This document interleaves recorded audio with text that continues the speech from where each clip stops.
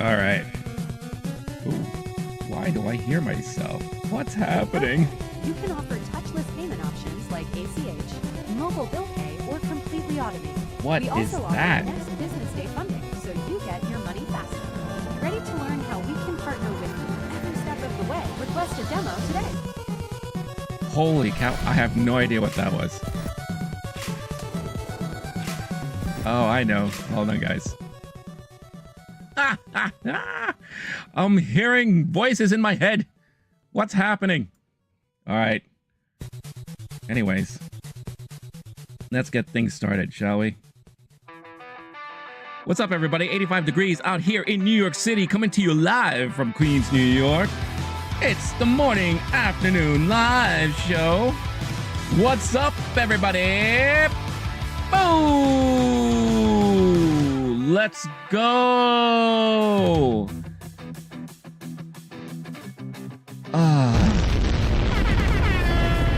That's probably the most energy I can expend today because of my weekend.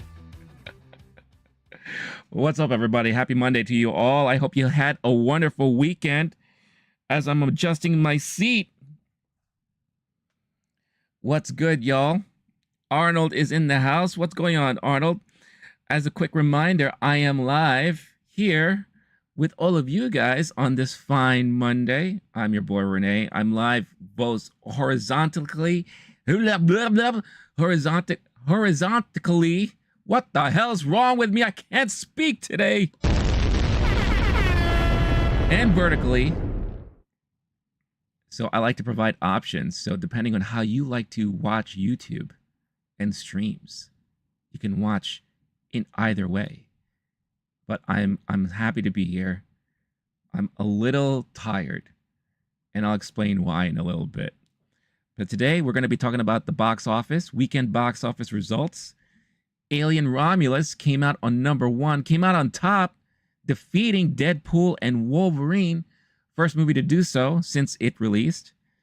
But nothing to cry about, because Deadpool and Wolverine are doing just fine, because they just hit $1 billion at the box office globally.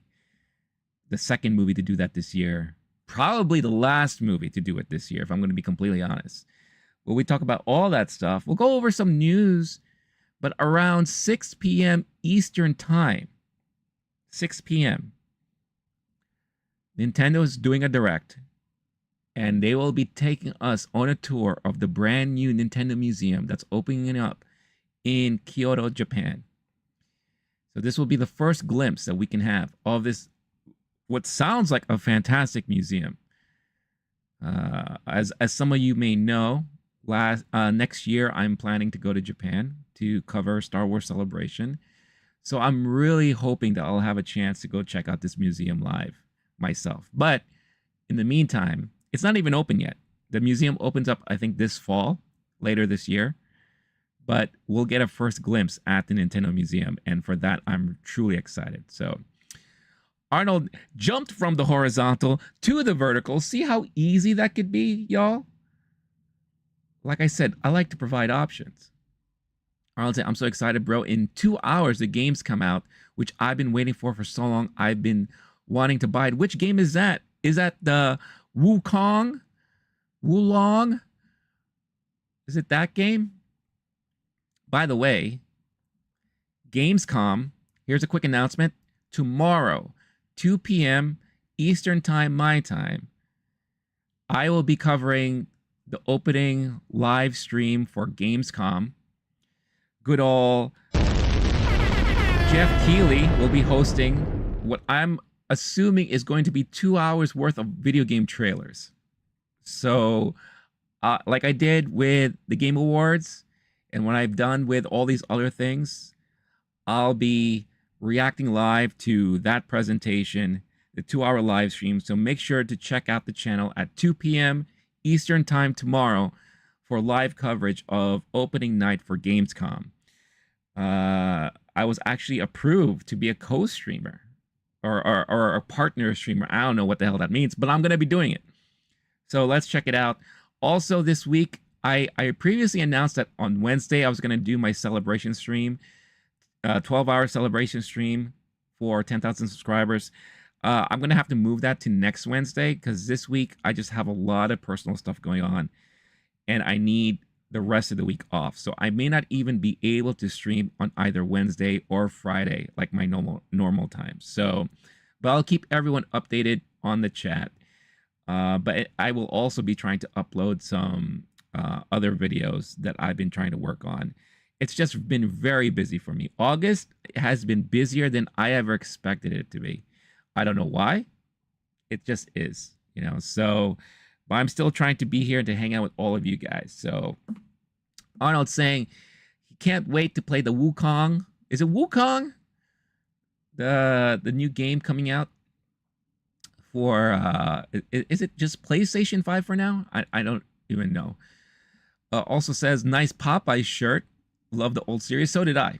I was a big fan of Popeye when I was growing up. I love the cartoon. I may be one of the few, but I love the Robin Williams live action movie with Shelley Duvall. It's so cheesy and kind of silly, but I love it because I watched it so much when I was a kid. So yes, Wukong, it's for PC and PS5. So that game does look beautiful. Jester's also in the house. What's going on, Jester? Nice to always see you here watching live on the horizontal stream. Hope you're doing well. Hope everyone here has had a great weekend. And I hope you're having a great start to your week and a great Monday. But yeah, that Wukong game does definitely look good. So Arnold, you're going to have to tell me how it is because I'm not going to be able to play it for a bit. But let me tell you a little bit about my weekend and why I'm a little low energy today. If you could tell, or maybe not. Maybe I'm doing a good job at masking it and hiding it. But before I do that, please, everyone who is watching live on the streams, do us all a favor and hit that like button. It'll make everyone completely happy and extremely excited for today. You know, it's you'll get some good karma, and everyone will have a good time. Not saying you won't have a good time if you don't hit the like, but I'm just saying it'll be extra special, extra specially good of a time. I was saying last time I couldn't come to live. He was at work. It's all good. Hey, look, you may come to some streams or you may not, and there's some streams you may not be able to make it to. It's all good. You know why? Because I'm not going anywhere. I will always be here. And hopefully you will all be here too. So I'll tell you later, you always stay alive for a long time anyway. Well, especially for today. Like I said, today at 6 p.m., I will be live reacting to the Nintendo Museum Direct, as they call it. So I really cannot wait to check out the first time to see all that stuff that's happening at the Nintendo Museum opening up later this year in Kyoto, Japan. But back to the weekend. So for those of you who are here on Friday, may have remembered that I mentioned that I will be going to a wedding on Saturday, which I did. And it was nice. It was beautiful. The venue was great. This has been an old school venue in the city that I've never been to for all the years I've lived here. So it was nice to finally go there for a special occasion like yesterday. Met some cool people, reunited with some other people I haven't seen in a while. It was just a very fun, good time. Lots of laughing and chatting and dancing and drinking. Lots of drinking. Now, I haven't drank this much probably in 2 years since my niece got married in Denver, Colorado. And that was like, I don't know if I could ever do that again, but just think it's like a 4-day drinking binge because we celebrated and partied like 4 days straight. I think the amount of stuff I drank Saturday night equals all 4 days I was in Denver. Because after a certain amount of time, I'm guessing around midnight or so, I don't have any recollection of anything. I don't know. I don't know who I said goodbye to at the after party, because there was an after party after the wedding and after the reception. I don't know where I went. I used my Google Maps locator to see what happened, what time I left. So apparently I left the bar around almost 3 a.m. I walked for 10 minutes to this train station. I took the wrong train. I ended up in Brooklyn. Then I transferred to another train that only took me to a whole separate part of Queens, not where I'm supposed to be going. Somehow I stumbled out of there and called an Uber to drive me home. And then I got home and I apparently passed out. Here's the kicker though. Next day, Sunday, yesterday. First of all, I felt like shit. I was just mush. Why is it I have bruises on my legs and scratches on my arm? I have no idea. So apparently, sometime around the evening, maybe as I was like stumbling to the train station, I fell. I probably tripped and fell. I looked at my shoes and there are scuff marks on the tip of the shoes. So that means I tripped. I probably tripped over something. And my knees and my shins are all bruised up. So I must have fell on like stairs or something like that. But needless to say, it is very painful. And yesterday, I could not do a single thing. I was like a zombie. I slept most of the day. I couldn't even watch TV. It was just crazy. I could not get myself to do a damn thing. Eating was a chore because of how painful. Let me tell you, when you get to my age, recovery after a full night of drinking is just not the same anymore. That's why even today, with all the resting I did yesterday, I still feel kind of out of it. Not like yesterday, but I'm still very low energy. So I do apologize if I come across with very low energy. All right.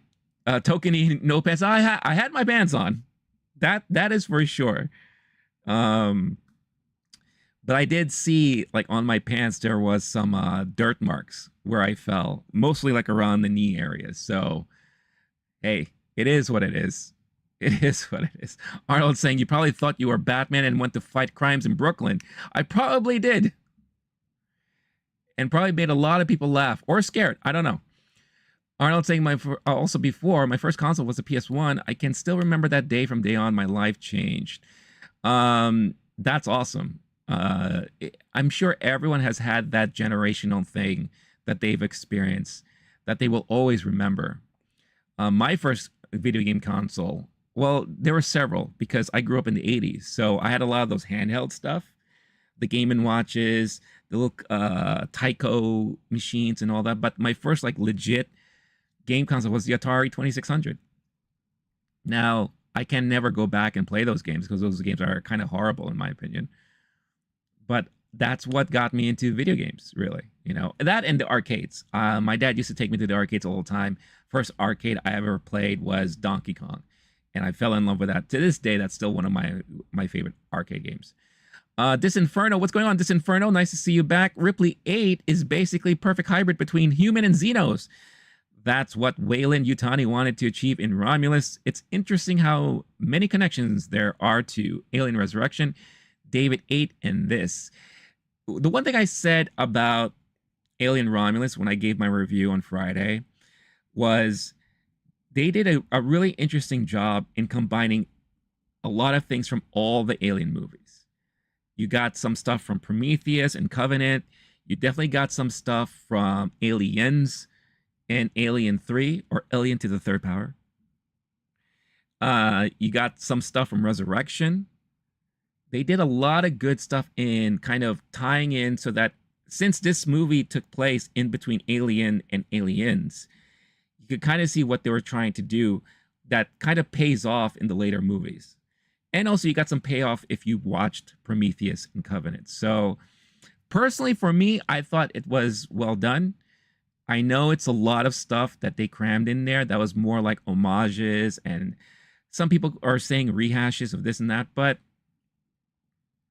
it didn't bother me at all, you know, and maybe call me nostalgic or all that stuff, but I thought it still told an interesting story. And the guy who played the brother, the android.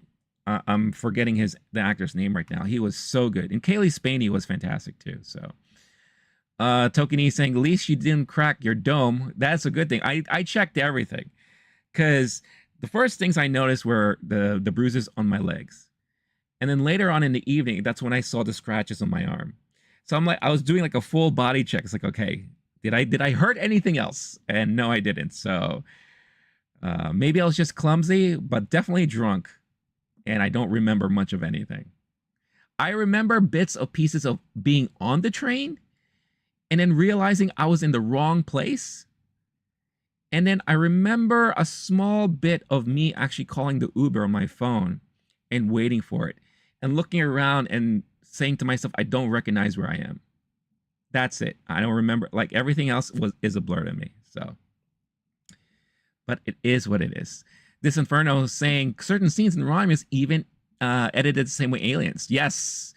Yes. When Rain shoots the Xenos, when she walked out of the elevator, reminded me a lot of that scene in Aliens when Ripley goes back to get Newt and all that. Yeah, there are ways to do homages and tributes that aren't too distracting or that are well deserved and respectful. And I thought Fede Alvarez did a good job with it. Star-Lord, what's going on, Star-Lord? Star-Lord's in the house.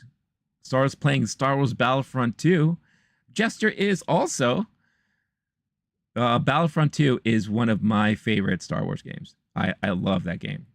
When that game first came out, you couldn't get me off it. I was playing it all the time. I was so good at the space battles, the starship battles. Love it. Me and my friends had a blast with it. It's a shame that they seem to have abandoned that property. You know, it would be nice to see like a Star Wars Battlefront 3 if possible. But I'm so happy to see everybody here. Everyone seems to be having a good time. Like I said, everyone hit that like button. Don't forget, hit the like button. Makes everybody happy here. Arnold saying, I was once so drunk that I fell asleep at a techno party. How could you fall asleep at a techno party? But I can't ask that question too hard because I once fell asleep at a club near the dance floor too, because I just drank way too much. You know what it is that probably did me in? And this happens to me all the time.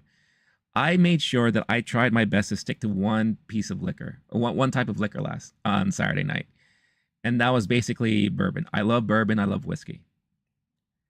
But then when we went to the after party, shots were being spread around. And I think there were shots of tequila. Anytime I drink tequila, I will black out. So it is what it is. It's still a good time. I can't wait to talk to my friends to see if I did anything stupid. I've been kind of shy in contacting them because I just don't want to know anything. But, you know, it is what it is. This Inferno saying, I hope sequel to Romulus will take place on Weyland-Yutani prison because Rain and Andy are now basically criminals. I can't wait for the TV show. Alien Earth, I think it's called. Well, somebody here told me, because I didn't really read too much into it, but it looks like it's supposed to take place. This is a prequel. So it's the beginning of Weyland-Yutani, when it was first formed. And I guess they're going to tell a story about how they were formed for good, but then eventually turned bad. It's going to be an interesting thing. But if they were to do a sequel for Romulus, that's a good idea. I like the prison. However, I would love to see, again, maybe this is the nostalgic bug in me. I would love to see him tie in to Aliens closer. So what if, because they're supposed to go to Vargas, right? Yargis or whatever, that planet. What if somehow the company took control over the autopilot, misdirected it, and go to another colony, the same colony that the Marines had to go to in Aliens, that was run over by all the xenomorphs and all that? I think that would be pretty awesome. So we'll see. We'll see what happens. Star-Lord and Jester talking about Battlefront 2, Star Wars Battlefront 2. Love it. So I did talk about Alien Romulus on Friday. I liked it. I gave it a 4 out of 5 stars. Definitely callbacks and references to basically all of the Alien movies, with the exception of Alien versus Predator movies. It was pretty much all references, but it still told its own story. Great character building. Kaylee Spaney is fantastic. The guy who played Andy, I forget his name, is Johnson something. I don't know, but I thought he was very good. So overall, I enjoyed it. I think Fede Alvarez did a good job, but I understand why some people are just saying, "Oh, it's a rehash of all of these movies combined," and da da da this and that, and that's fine. You have, that's a fair criticism. But I think, when you look at other people who've tried to do the same thing, I think this was one of the better ones that were done to not only pay homage to the previous movies, but to also try to do its own thing in a way. So, and I love that we got an idea of what the mining colonies look like. Like we got that sense and feel. So it's pretty awesome. Arnold saying, I had a date yesterday. Totally forgot to say, well, how did the date go? Let us know. Let us know the deets. Jester saying, I've never asked, what is my favorite movie? That is a very hard question to answer. What I'll do is I'll give you on my Letterboxd, I have listed out my 4 favorites. That's what you do. When you create a profile, you have the opportunity to do your 4 favorites, right? This is just a sampling of some of my favorite movies. So I love Lost in Translation. I love the movie Clue, the comedy film from the 80s. Star Wars Empire Strikes Back, and the original The Crow. Those are just 4 of my favorite movies. No particular order, but I have like at least 6 more I can mention that is some of my favorites. But at least that gives you a good sense of what I'm into, which is pretty much a broad range. So why don't you let us know what your favorite movies are in the chat? Would love to know all that.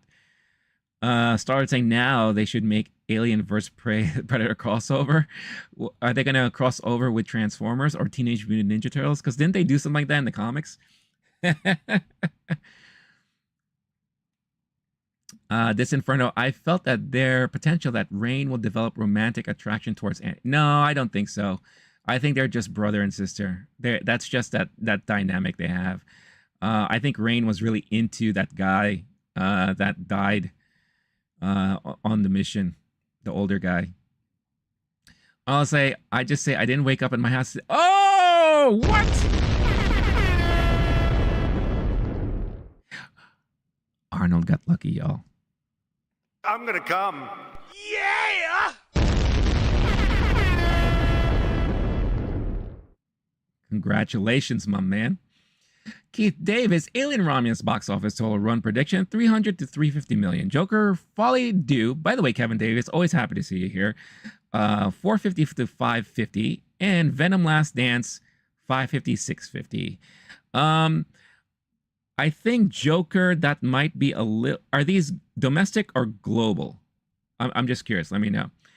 Jester saying those are amazing films. Well, thank you. Starlord saying from a filmmaking standpoint, The Shawshank Redemption and Green Mile are my favorites. Shawshank, brilliant movie. Brilliant movie. Green Mile, I really also appreciate that movie a lot. I would also add to that list Seven. Fantastic film. I could go on and on. There's just so many good movies that it's so hard to pinpoint like what is my favorites, but you can't go wrong with any of those movies that we mentioned here. Arnold saying, thank you, bro. It was hard work. You blew it! I'm gonna come. How about you thank them, dickless? Wow. Kevin Dane is the global box office total runs. Okay. So Alien Romulus, I could see that. Joker, probably on the lower end of that prediction. Venom, I could definitely see that too. I don't know what it is about Venom. How so many people love the Venom franchise? I feel like those movies are so difficult to watch. Is it just me? I just don't understand it. Oh well, maybe I'm not meant to. My 4 favorites are, this is Jester right now, Donnie Darko, great movie. Baby Driver, another fantastic movie. The Fablemans, I liked it. Silence of the Lambs, ooh, that's a classic right there. I'll never forget watching Silence of the Lambs in the theater for the first time. Blown away by it. That whole last, 20 minutes was so thrilling. Oh my God. When he escaped the prison and he had the guy up with the guts all flowing out, I was just like, what the hell is happening? And then the whole in the dark sequence with the the night goggles. Oh, so good. Legend of 1900 is one of your favorite. What movie is that, Star Lord? I don't think I'm familiar with that one.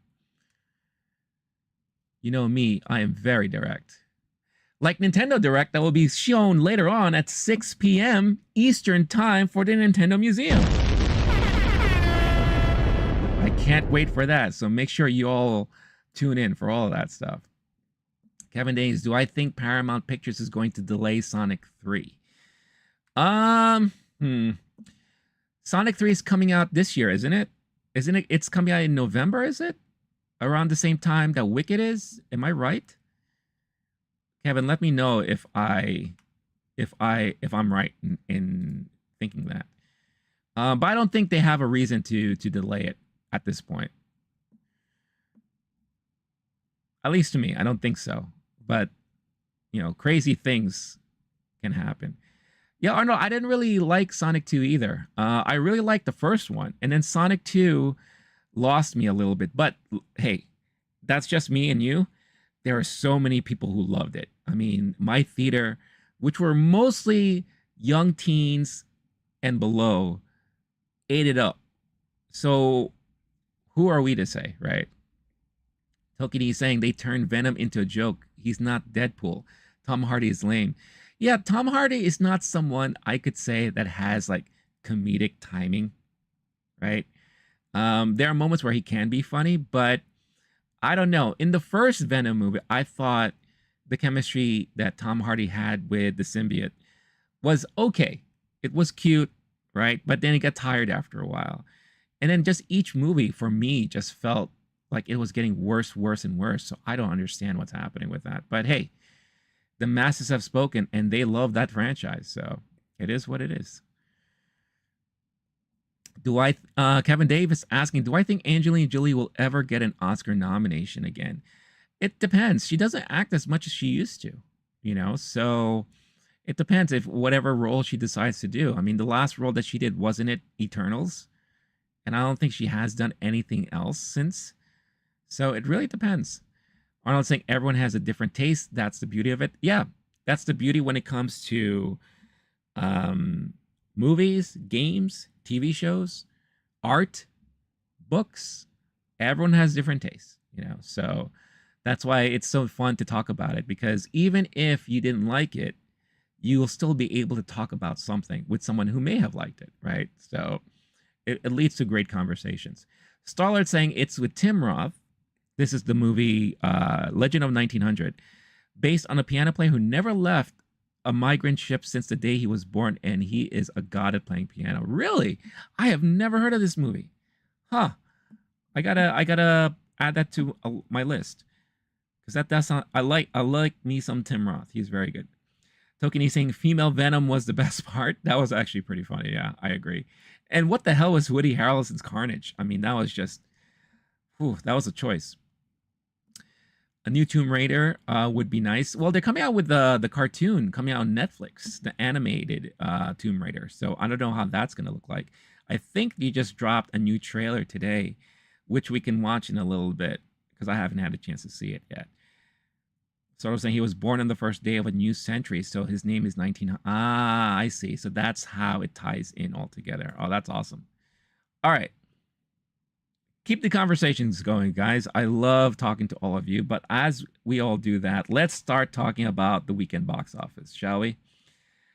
So obviously, Alien Romulus was a new movie. But I guess the big question was it going to beat out Deadpool and Wolverine? On Friday, I said Alien Romulus would beat out Deadpool and Wolverine, and Deadpool and Wolverine will come in second. And It Ends With Us was going to land in third, and I was correct. However, I did say Alien Romulus was going to do 50 million domestically, and I was wrong. But then, another note to that, I wasn't expecting it to do 100 million worldwide, and that it did. So let's check out my favorite website for these numbers, and that is thenumbers.com. Arnold saying, a new Tomb Raider with Angelina Jolie. I don't think it would be nice to see that, but I don't think she'll ever do that again. That was definitely a time and a place for that. And hey, those movies aren't fantastic movies, but I thought she was a pretty fantastic Tomb Raider. So, started saying, named by his adopted father who found an abandoned baby on the ship. It sounds like a very sweet story. I really have to check that out. Alien First. Yes, that's correct. Do you think Disney going to make a live action for Tangled and Prince? Yeah. Oh yeah, absolutely. Their whole plan when they all started, when it first started with Cinderella and Maleficent, was that they were planning to touch all of their animated movies and turn them into live action. That was their plan. They haven't veered away from it.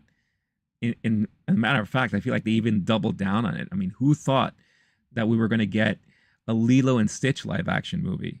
But they are serious with that stuff. So yes, I do think we will get eventually a Tangled and a Princess and the Frog live action.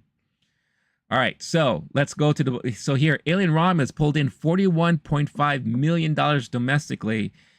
But like I said, the big surprise here was it did $66.6 million internationally. So that's $108.1 million for its opening weekend, which is fantastic. This, I believe, is the second highest opening for the franchise. The first one, that is a question I would love to know. So I am going to look it up later on as we continue looking through this stuff. But an amazing feat for Alien Romulus. But like I said, Deadpool and Wolverine dropped to second, but nothing to be, nothing to cry about. Did still do 29 million domestically after being out for how long now? 3 weeks, 4 weeks, almost a month. Overall domestic is 545.8 million. But the big number that everyone is talking about is that it did break $1 billion, 1.142 billion, doing 596.8 million internationally. So this is the second movie of the year that has broken $1 billion, part of the $1 billion club. This and Inside Out 2. And like I said, I don't think there's any other movie coming out this year that will break $1 billion.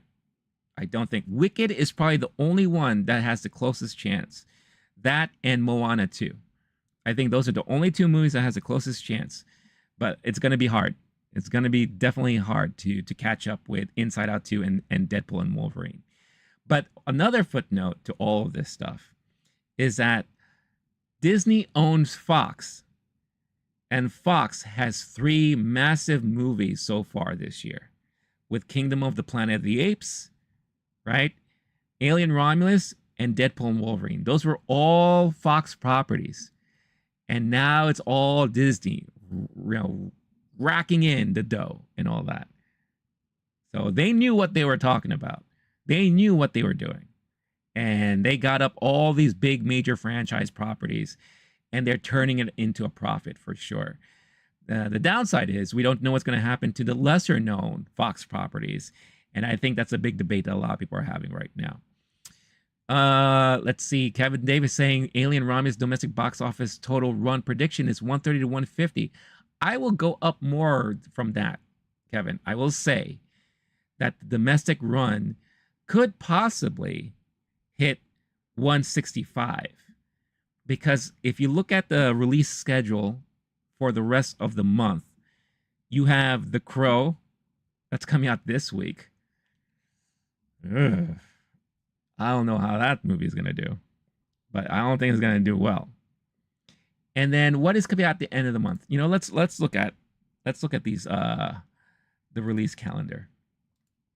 And I also think, honestly, word of mouth is going to spread for Alien Romulus, and I think more and more people are probably going to end up giving it a chance, because I do feel like, let's see, I do feel like the negative comments are very few, and I think the positive comments and the positive reactions are outweighing the negative for now. So I think a lot of people are already going to end up watching it and giving it more of a chance. All right, so let's just go into end of August. So let's see. Yeah, we really don't have much of anything, to be honest with you. I think because remember, the summer box office ends around, is it Labor Day coming up, right?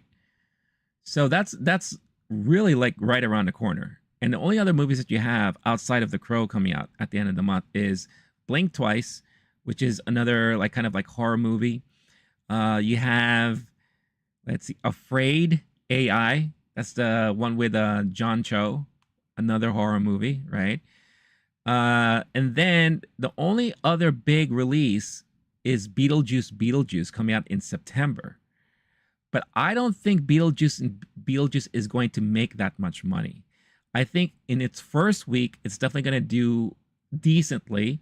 Maybe you'll see the same thing like we saw with Alien Romulus, but I think it's going to fall off dramatically from there. Because the more and more I hear people talking about it, or the more and more people are getting aware of this movie, the more and more I'm hearing them saying, I don't know about this movie. They're not as excited about this movie when it was initially announced and when that very first teaser trailer dropped. Because a lot of people are saying it looks like there's just too much in there.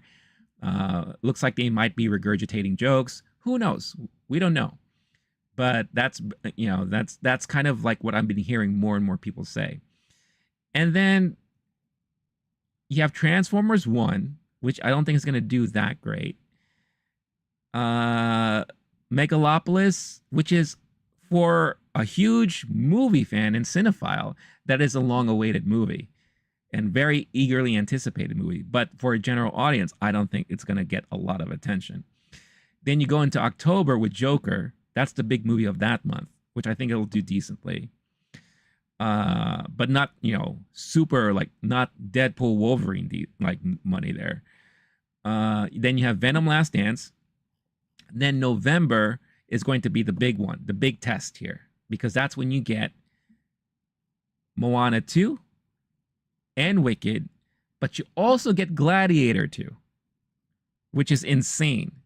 And all of these movies are all opening up around Thanksgiving holiday weekend and week, all within the same time. So all of them are going to be competing with each other for box office. Like I said, the only other two that has potential to maybe hit $1 billion is Wicked and Moana 2.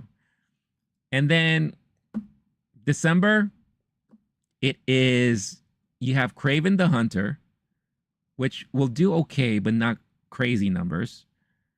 Mufasa the Lion King, which has potential now. That's another one I should add in there.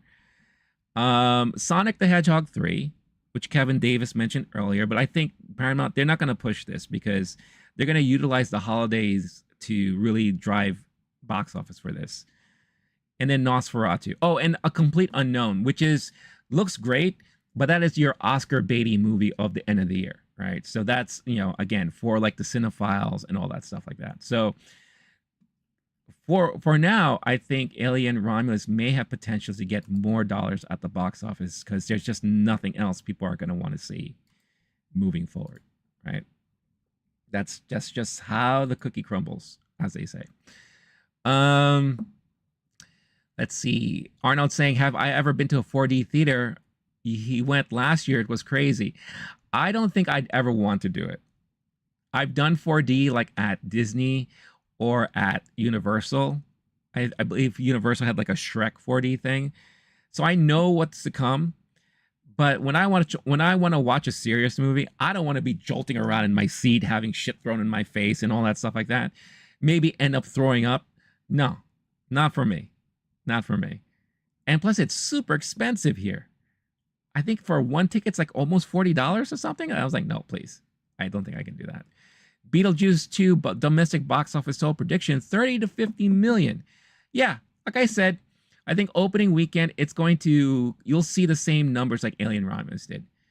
I'll say I watched Roadhouse for the 5th time today. Love this movie. That is a classic. Gotta love some Swayze. Started saying no Sigourney Weaver is such a bummer. If they do make an Alien vs Predator, it still should. Oh, Alien vs Prey. Okay, so like the Hulu movie, should still set the Prey timeline or make it the sequel to Prey. That's how I would do it. I would love to see a sequel to Prey that just takes place in different centuries. You know, like I did love Prey a lot. I thought Prey was so well done. But I want to see the thing that really makes it interesting was because it was such a different timeline. It was such a different century. I would love to see it just go to all these different centuries. And I think that would be fantastic. All right, continuing on with the box office numbers here. So in third is It Ends With Us with 24 million. Not that far off from Deadpool and Wolverine. So, but the big news with It Ends With Us is for a movie of its kind, its worldwide box office is 179.9 million, which is amazing. So for a movie like this, a really good job at getting the box office totals there. Even though I heard some people who are huge fans of the book were kind of disappointed by this. So, but it does have a very important message, and hopefully people will give it a shot for that. Twisters is in 4th place, 10 million. It had its run. It's already out in digital, so I don't think you're going to expect more from this. The big surprise also from the box office was Coraline in 5th place. It was like a 1 or 2 night event from Fathom, a re-release to celebrate its anniversary, and just for that, 9.6 million, which is fantastic. That's why you see a lot of studios re-releasing classic movies in theaters, because people actually go out and watch them. Look what happened when they re-released The Phantom Menace for its anniversary. I mean, it did a lot of money. It made it into the top 10. So it does pay off for studios to do this kind of stuff. Despicable Me 4, 6.2 million, already out on digital, so I'm not expecting much more from this box office run. Trap is felled all the way down to 7th, 3.4 million, 35.2 domestically. Worldwide, 62.5. So that's okay for M. Night, I think. I don't think this movie costs a lot of money to make. So I think that's okay for him.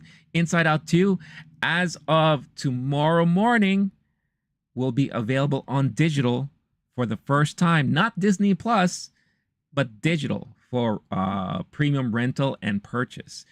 3.2 million domestically, 642.1 million domestic. Worldwide, I mean, this is a crazy number, 1.62 billion, sorry, I should say. What an amazing feat for Inside Out 2. Borderlands. Now, this is the big story also from the weekend. Opening weekend, it did what? 3 million or something? Here, let's just go back.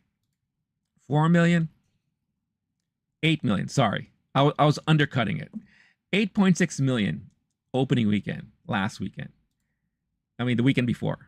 Last weekend, oh my gosh, 2.4 million. It's so bad that they announced over the weekend that Borderlands will be available on digital in about a week at the end of the month. Just it's not even a full month's run, and they are already pushing it out on digital.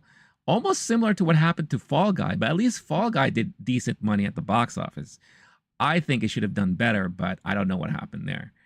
But yeah, Borderlands is in 9th with a budget of 115 million, and to only do 21.3 million worldwide. This is going to be the top story when it comes to failures at the box office of 2024. And yeah, not good for Eli Roth there. And rounding out the 10th spot is Street 2. I don't know what this movie is. $2.1 million domestically. What is Street 2? What is this? This looks like a weird horror directed DVD type of movie. Hold on. I got to find out the summary of this movie. Let's see. They don't even have the cast in here. Amar Kushik. Oh, is this an Indian movie? Maybe it's an Indian movie. Indian movies do well at the box office. So, wow. Stree 2. I have no idea what this movie is. Also to note, another new movie that came out recently, Harold in the Purple Crayon. Out of the top 10. Really another flop of the year. And I'm sure Zachary Levi is extremely happy about all that stuff. Back to the chat. I got it as gifts alone. I wouldn't be there for the 4D. Is that what you're talking about, Arnold? Kevin Davison, Alien, Romulus domestic box office run 1/3. I think we talked about that already. So I'd say 7 saying not a bad year for movies, to be honest, on average, but this feels like such a long year. It does feel like a long year, doesn't it? It is kind of strange that it feels that way. But yeah, I was looking before the stream at 2024's box office total so far to date, right? Domestically. And you could see that so far, $5.3 billion, right? Which I think is not bad for a year like the year we're having. For a year after a previous year that had a lot of strikes, that delayed movies, you know, people, the industry is still feeling effects of the pandemic. But look at all of the movies in the top 10 grossing films of 2024. You have Inside Out 2, Disney. Deadpool and Wolverine, Disney. Despicable Me 4, this is Universal. Dune Part 2, Warner Brothers. Twisters, Warner Brothers. I think it's Warner Brothers, right? Godzilla Kong, Warner Brothers. Oh, the distributor's right here. What the hell am I doing? But you see, like, all these major studios has had something in the top 10. But the one thing to really point out, like I said, Disney, right? Disney, Kingdom of the Planet, because it's Fox, but it's Disney, right? So I think Disney is winning the box office so far. Now, Warner Brothers is doing well with Dune Part 2 and Godzilla Kong. Universal got Twisters and Despicable Me, right? I would expect eventually, I think it will be, I would be certain to say that I think Alien Romulus has a chance to make it to this list, to the top 10, right? But then look at all the movies I mentioned that's coming out later this year. Gladiator 2, Moana 2, Wicked, right? Sonic 3, Venom 3. What else we got? We got Beetlejuice, Joker. So as far as like box office blockbuster movies, you have 7 big contenders coming out later this year. So I think, and if we look at 2023 did a total of $8.9 billion at the box office. I think this year will definitely beat that number. Because the ones that were driving it big time was Barbie, Across the Spider-Verse, Super Mario Brothers movie, right? Guardians of the Galaxy, and Oppenheimer, right? I think this year has a lot of top contenders to really boost things up. So I think 2024 is going to be, it's going to be the sign that people will be mentioning and talking about when they say like the turnaround, the comeback of movie theater going or the box office. The recoup time. This is now the sign that things are going back after the pandemic, after the strikes, after all that stuff. So, because the original prediction that it wasn't going to happen until 2025, but it looks like we're getting it this year. So, it's a good sign for the business if you're into that kind of stuff. Starlord's saying too much happening. Yes, there's a lot of stuff happening. Arnold saying, I hope we'll hear each other talk about Moana 8 in 15 years. I let's just hope that they don't have to do 8 Moanas. 2, in my opinion, should be enough. But hey, business is business, right?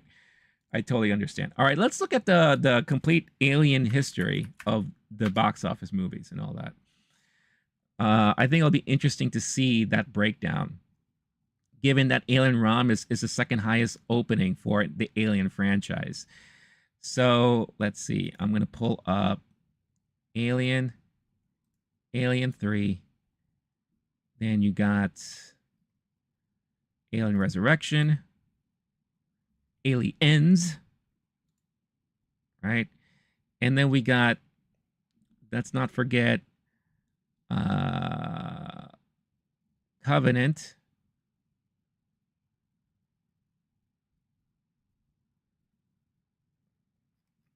Hold on. Let's also put in Prometheus.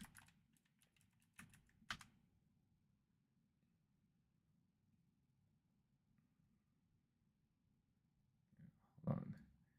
Just put this in order. Alien Resurrection. So we got Prometheus, right? And then you have Alien Covenant. All right. So, obviously, the first Alien came out in 1979. Box office totals were not as big as they were back then. But domestically, overall, 64.3 million. International was 186.9 million worldwide. But I think for this time, for 1979, that was not bad at all. Opening weekend, it did $3.5 million. Right? So that's Alien. Aliens came out in 1986, 85.1 million domestically, 98.1 million internationally, with 183.2 total at the worldwide box office. Its opening weekend was $10 million. Again, this is 1986, and I think for that time, this was pretty good. It opened up, I believe, in first place that weekend. Let's see. It did, yeah. July 18th, 1986. Then Alien 3, or Alien Third, I keep making that joke. I apologize. Domestic box office, 54.9 million. Worldwide, 158.5 million. Opening weekend was 23.1 million, which again, for 1992, not bad. That was pretty good. I believe it also opened up in first place that weekend. Oh, it opened up in second. What beat it? Let's see. Let's take a look. What came out in first? Lethal Weapon 3. Wow. Look at that. The star power of Mel Gibson and Danny Glover. Alien 3 could not beat that mega power, that mega duo at the box office. So there you go. Then we have Alien Resurrection. 47.8 million domestic run.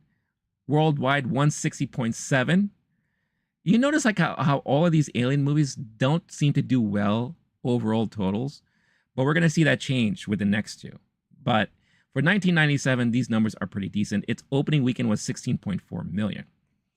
And I'm not surprised by that. It also opened in second place because I think a lot of people had a bad taste in their mouths with Alien 3. But look at that. Alien Resurrection was beaten by Eddie Murphy. Oh no, this is Robin Williams and Flubber, the live action remake of a classic movie, of a Disney classic. Flubber. Well, there you go. Unbelievable.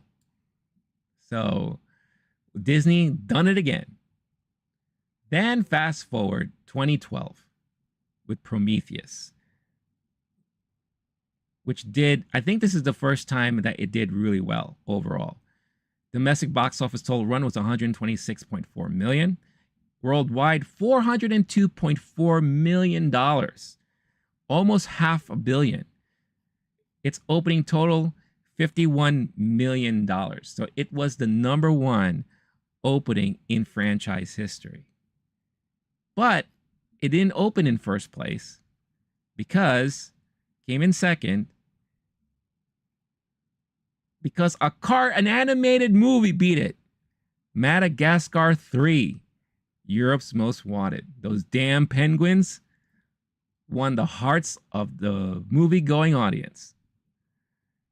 So that is so fascinating to go back in time and look at all this stuff. Then Alien Covenant, 74.2 domestic run, 238.5 worldwide. Opening weekend was $36.1 million. It opened up in first place, so it finally won the box office on May 19th, 2017. So that is the whole recap of the Alien franchise. So the number one opening in the Alien franchise is Prometheus, and Alien Romulus is now number 2. So there you go. People love their aliens. They love their aliens. And I'm not going to be talking about like Alien versus Predator and all that stuff like that. For me, that doesn't count as part of the Alien franchise. So come at me if you don't agree. Start saying, we never see sequels come out fast like we used to. They just announce it faster. Yeah, they like to put it out there first. Put it in people's minds and in their heads to get ready. But the movie may not come out in like a couple years. So by now we should get more sequels already. Mario got a lot of catching up to do against Sonic. Yes, that is true. I also, I think Nintendo had no idea that Mario was going to do as well as it did. I feel like they were kind of caught off guard in a way, which kind of shows you how out of touch they are with their audience, because their audience has been dying for a better Mario Brothers movie to come out. And now that they're working on a Legend of Zelda movie, I think they're going to be totally surprised as to how many people are dying to see a movie like that.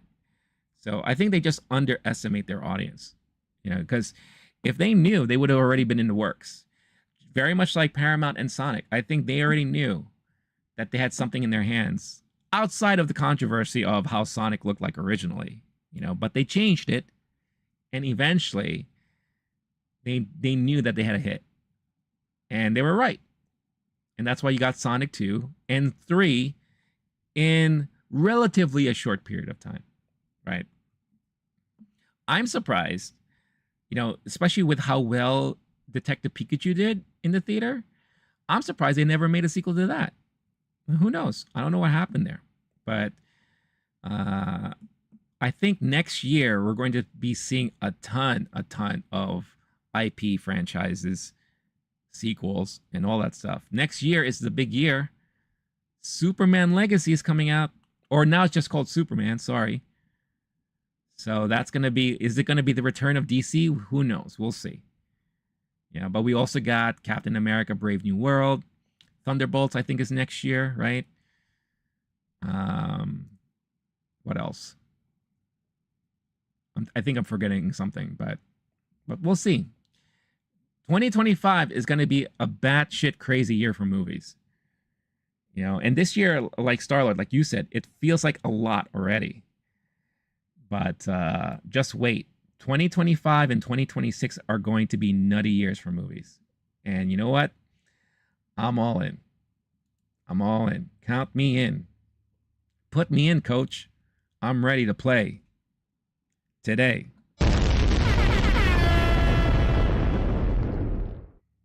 All right.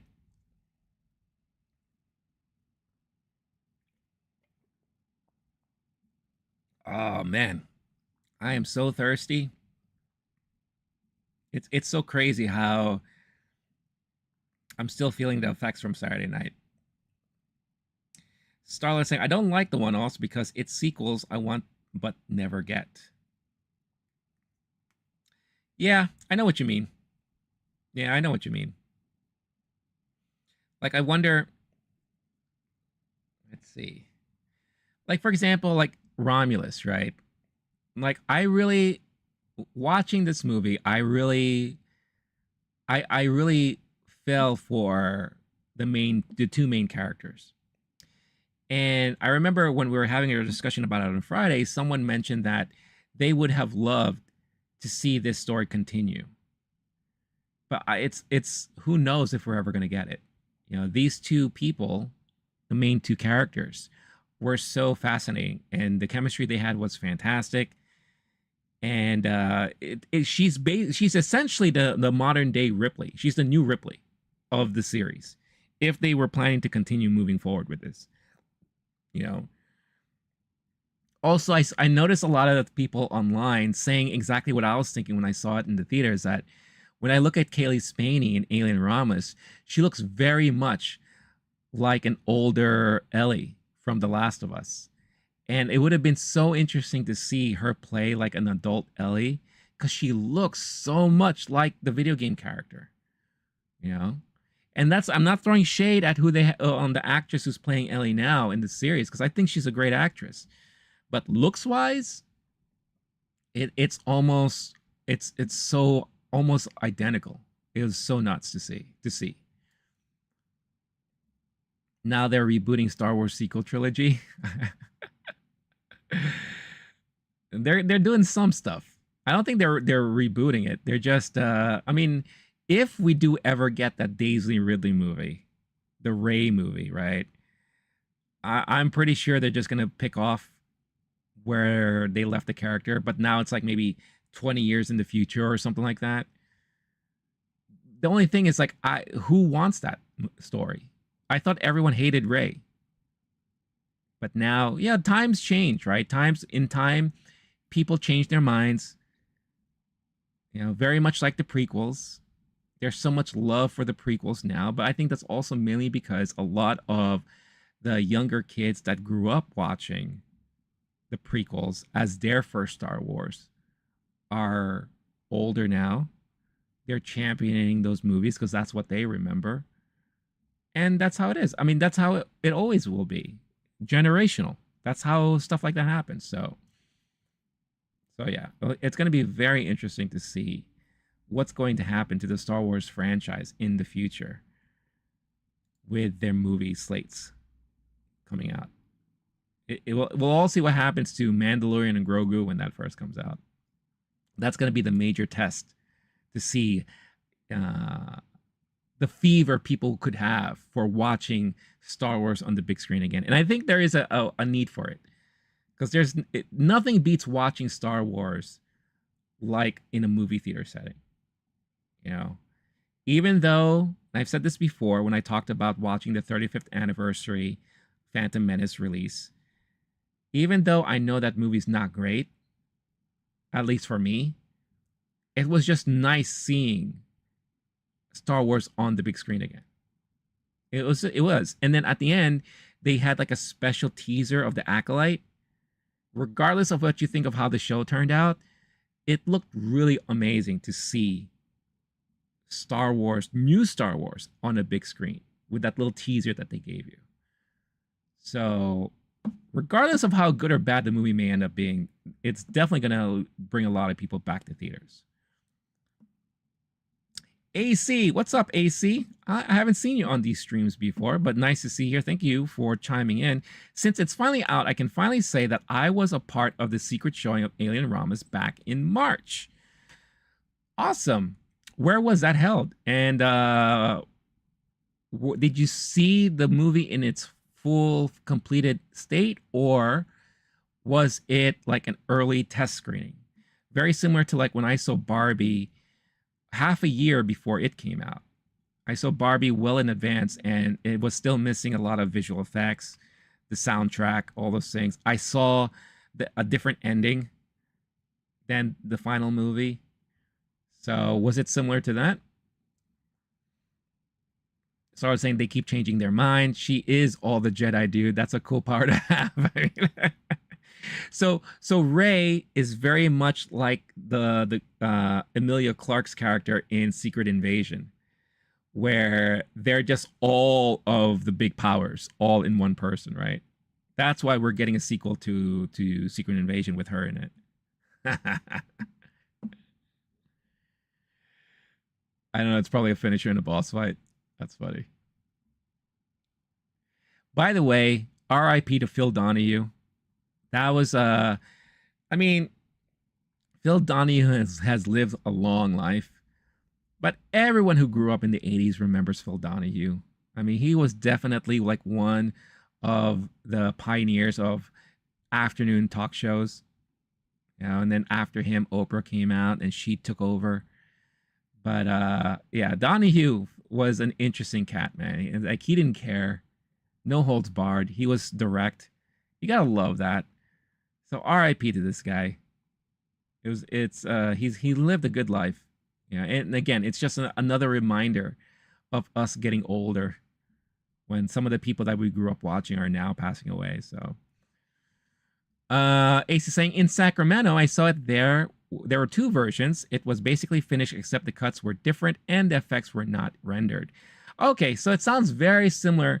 So I had the fortunate chance to see Barbie, like I said, 6 months before its release. And I actually saw Mission Impossible, the last one. It's 8, 7, the one that just came out. And I saw that, 9 months in advance, I think. And that had a lot of visual effects missing from the movie. But I loved seeing it that way because that car chase scene in Italy, I believe, or Rome, that they were in, you saw how they did that, where they had the stunt driver literally perched behind them in the back, doing all the driving. But it's an actual car with Tom Cruise and Haley Atwell in it. So they're mimicking the driving, but they're really in a car with this guy driving crazy all over the place around the city. Such an amazing effect. And of course, the ending scene with the train, most of that was green screen, but they were all harnessed and all doing the actual jumping and lounging and grabbing. That's all was really happening. And look, people give actors sometimes crap about not doing a lot of physical stunts. I mean, these guys, especially Tom Cruise at his age, he still gets it, man. I mean, look, dude just freaking bungee jumped, off a stadium in Paris just to grab a flag and get some random woman kissing him.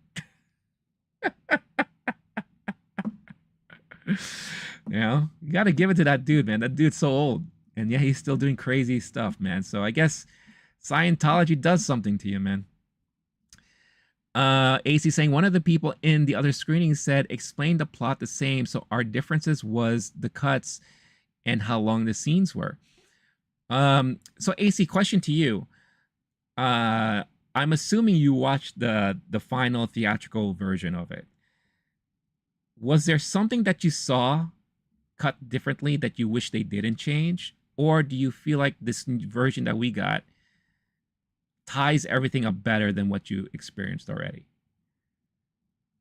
Let me know, because I'm always curious about that. Because with Barbie, what I thought was great was that they added the soundtrack, which had a lot of inside jokes in the soundtrack with Lizzo singing.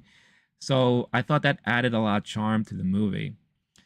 The ending, which was like a post-credit scene, they just never included, but I wish they did, because I think it's really funny, and you get to see Helen Mirren as the narrator, which is great.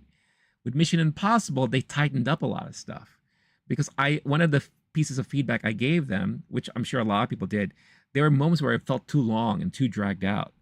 So I felt like them cutting things a little bit more, making it tighter, helped with the flow of the movie. So I'm always curious to hear about things like that and what ended up on the cutting room floor, what could be potentially deleted scenes that you'll check out on a Blu-ray or whatever. So started saying, I have no complaints, just do something. The internet adds 35 years, give or take. So are you saying because of that, I look like I'm 70 years old? I don't know. I don't know if I did that math correctly, but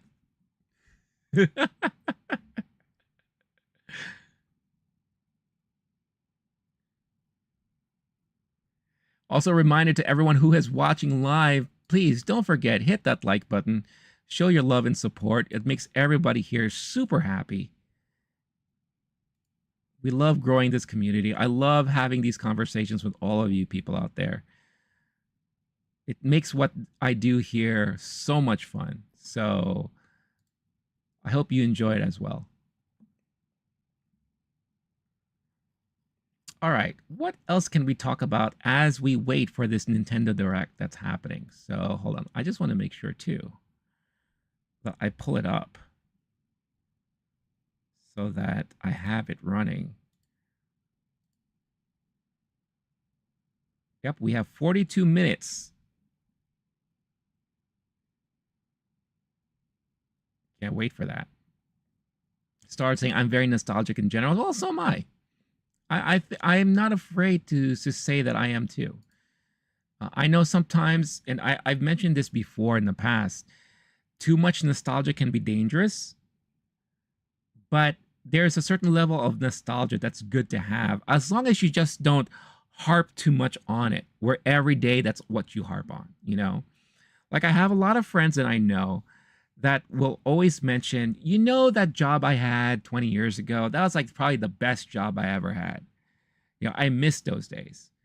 But when you think back on that time, maybe there are a lot of things that happened at that moment in time or at that job that maybe wasn't so great, you know? And you ask yourself, yeah, maybe it was fun or it was good because maybe the people you met, the people you worked with, what you've learned. But maybe there were some great things about your bosses, interactions with certain people, you know, maybe the amount of hours you had to put in, you know, how it took a lot of your life away. You know, a lot of people tend to forget that because that's part of it too, right? So, you know, I try not to dwell so much in the past, but it's always important to remember and never forget what happened in the past. You know, what did they say? Like history repeats itself. The best way to avoid that is to always remember what happened back then. Yeah. You know what? Let's watch the new trailer because again, it just dropped today and it's something that I haven't seen yet. The new trailer for Tomb Raider, The Legend of Lara Croft. It's a new anime that's coming out on Netflix. So let's see. And it's interesting that we're getting an anime treatment of the legendary Tomb Raider storyline. So let us check it out because this could be very interesting. Oh, Arnold's getting super excited. He just downloaded an update for Wukong. Is it the Black Myth? Legend of the Black Myth? Something like that? I'm excited for you. Started saying, it's the things we grew up with that are now gone, but who would have guessed we would be sharing that together? It's so true. At the wedding, I had a conversation with someone, and we were talking about, you know, it's amazing how we live in an age today where a younger generation doesn't know a lot of things that we've experienced, like certain technologies, you know, certain ways we did things. I always bring up cassettes, VHSs, CDs. There's a generation now that has no idea what a CD is or had never experienced CDs. You know, so, and I feel grateful because I was able to see the change and experience all of them almost equally at this point. You know, but there's going to be a generation after the new one. All are going to be experiencing newer things, newer things. You know, and I'm going to end up becoming that old guy who doesn't know what a hologram is or how to work the toilet because now we have the 3 shell system. And I don't know what that means. I'm so used to the flusher. Like, why can't I flush the toilet? What is this 3 shell stuff?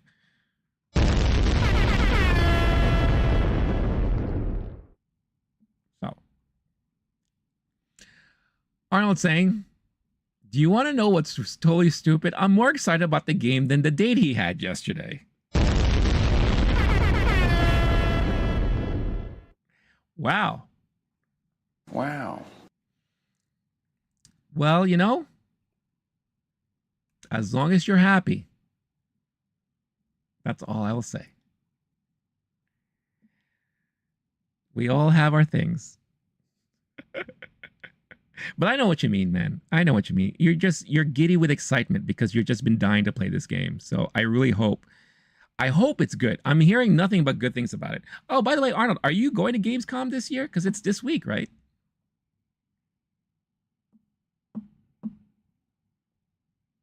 Star saying, I would say 7 years apart, even less. In regards to what? Sorry, I feel like we've been talking about so many things. I just kind of lost all track of. My brain is still not recuperated. I think I've lost a whole bunch of brain cells Saturday night. That's why I can't remember most of the after midnight.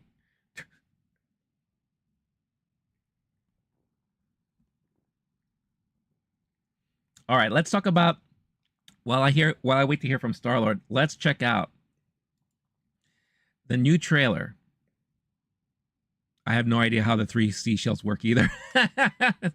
Well, I guess when we get to that age, the ripe age of 85, we'll find out eventually when that technology comes to place.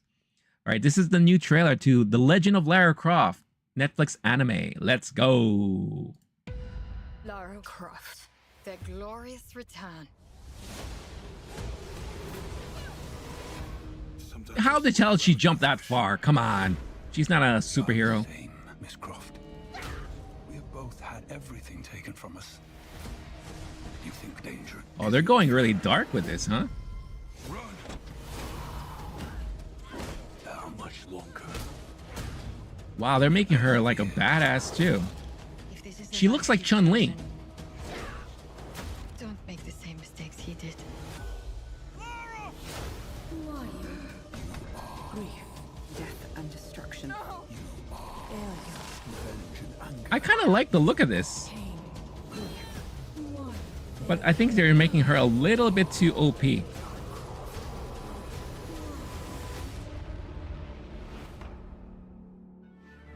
October. Oh, okay. So we don't have to wait that long for it. I think it looks great. I think it looks good. They're definitely making her very superpowered in this. If you remember the classic Street Fighter animated movie, anime, that was the one where you saw Chun-Li fighting Vega in the bathroom while she was taking a shower. There are many moments here that the Lara Croft reminded me of Chun-Li in that movie. So I wonder who's doing the animation for this.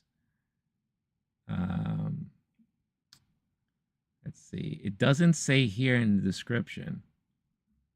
Yeah, I wonder what studio did the animation for this. So let's look it up. Because it does look interesting. I like the look. And I think I wouldn't mind checking it out when it comes out. Let's see. Tomb Raider, Legend of Lara Croft Studio. So let's see.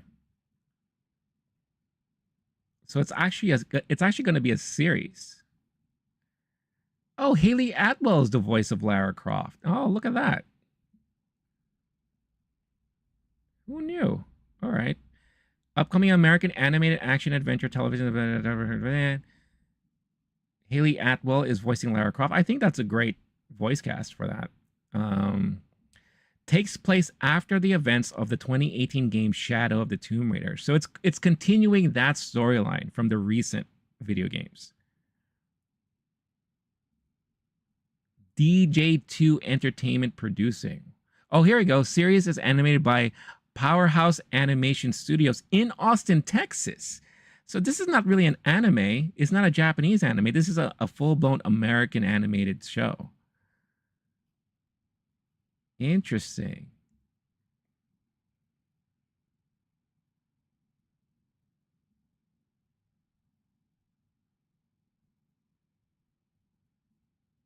I'm looking at what else this studio has done in the past. The firm produces animated versions of many syndicated comic strips, including Dilbert, Pearls Before Swine, Cul-de-sac, Leo, Pooch Cafe, and Over the Hedge. They made cutscenes for Epic Mickey in 2012 and Epic Mickey 2.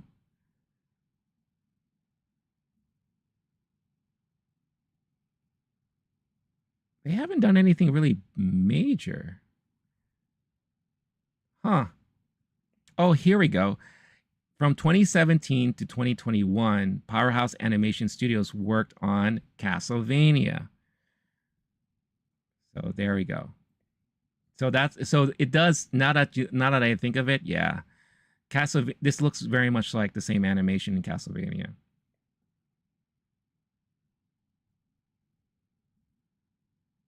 Got it. Okay. Hey, it looks good. I'd be down to check it out. Tomb Raider. So they did Castlevania. They also did Masters of the Universe on Netflix. They just worked primarily on Netflix stuff in recent years. Skull Island, Castlevania Nocturne, and now Tomb Raider, The Legend of Lara Croft. All right. Well, good for them. It looks like a very interesting series, so I'm definitely going to be down to check it out for sure. Arnold saying it looks nice. Arnold saying, no, bro, this year not changed too much. The whole is no longer the same what they was. Arnold, what were you referring to in that one? I'm not sure I know. So I was saying, I remember that. The Street Fighter movie. Street Fighter was so good. Blanca fight scene was good. That's how you should make a live action Street Fighter. Yeah, that, like, I'll never forget the whole fight scene with Chun-Li and Vega. Like, that was such a brutal fight. And they didn't hold back. They didn't hold back. You know, so I just thought it was amazing. Yeah, the Blanca Dhalsim fight was pretty good too.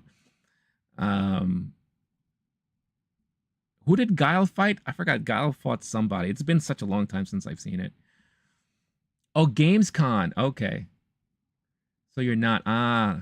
Oh, you feel like it's just changed too much where now it's almost like a Comic-Con for you instead of like video game centric. I would be annoyed at that if I looked for that to be just video games. You know, I'm sure that's what a lot of people feel about San Diego Comic-Con now, where it started off just being a pure, strictly comic book convention, and then Hollywood took over, and now it's like movies and TV, and now also video games and all this stuff. So, and on cosplay, you know. It's like New York Comic Con too. There's so much cosplay, which is fine. Like I'm happy people have a place to go and enjoy that stuff. But you know, sometimes you go to a comic book convention, what do you want to see? Comic books. You go to a video game convention, what do you want to see? Video games. You know, so I know how it feels like.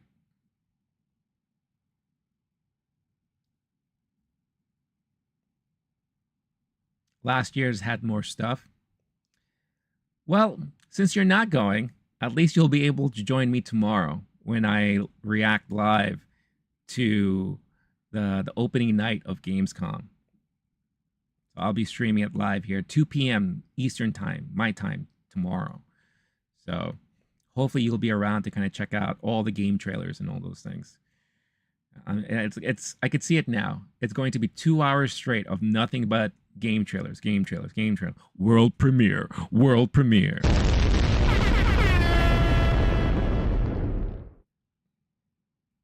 That's what it's going to be.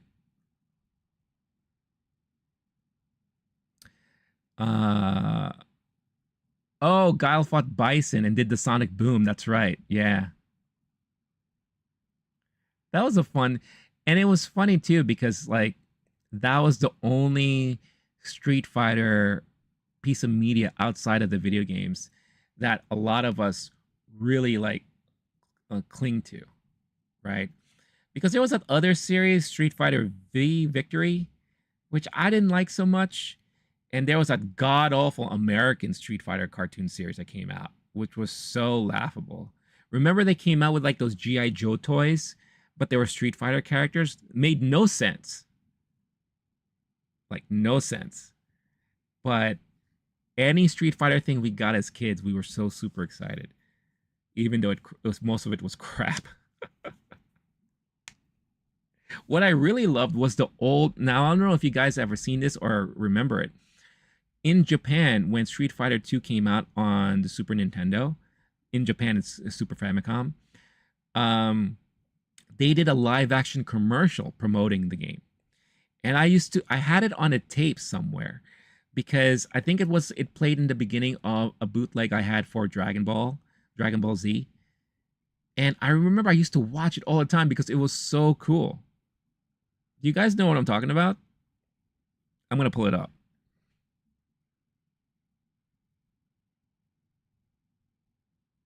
Yeah, Ryu was training his chi. Let's see. Japanese Street Fighter commercial. Oh, I think this is it. Street Fighter 2. Yeah. Oh my God, these are awesome.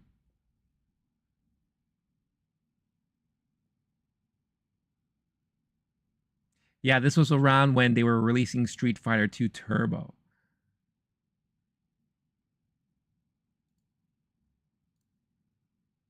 All right, we gotta watch these because these are so much fun. Hold on, let's make that full screen.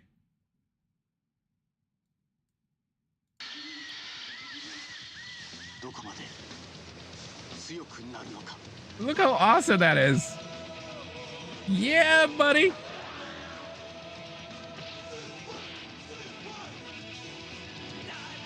Oh, yeah. Like, I got you, sucker. Yeah. That's so good. Is this the next one, the Chun-Li one? Yes.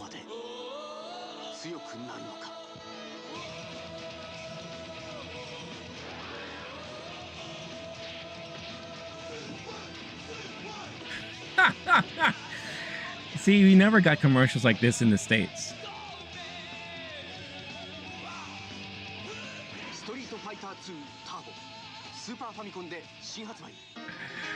Oh my God, I love these. They're so good. So good. They always made some amazing commercials in Japan for their video game stuff. Another favorite of mine was a Devil May Cry commercial that I remember I saw with my friends. This was around the same time I think I was already working at my first video game company. And we would watch this on repeat all the time because we were dying. We were laughing so much on how absurd it was. Let's see. Let's look this up. Devil May Cry Japanese commercial.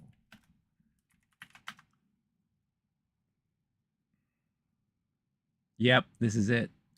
Oh man, this is so hilarious. Okay. Yeah, this was when the PlayStation 2 was out.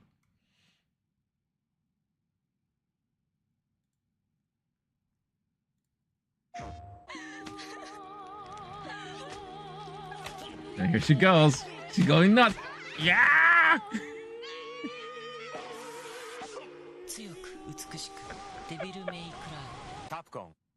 It really makes no sense, but it is so funny. That is just some good shit, man. It really is. Oh, man, that brings back memories. Oops. I didn't mean to do that. YouTube has some good fan films of Street Fighter. Oh, I'm sure. Bat in the Sun probably has some. What is Bat in the Sun? Is that a YouTube channel?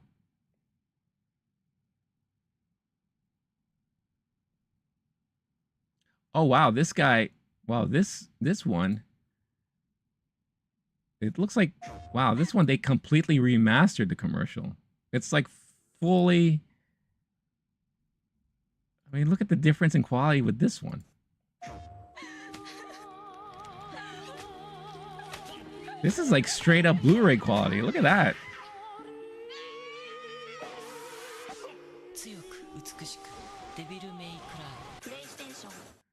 That's a nice version.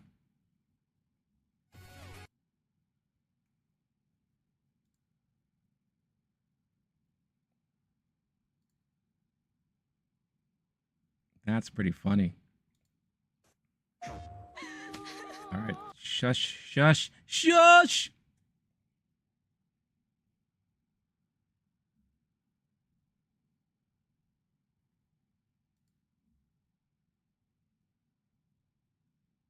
Make that video a short.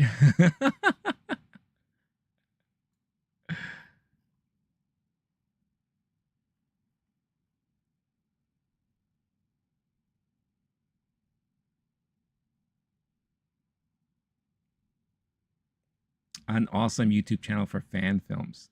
That's a Bat in the Sun. That's cool.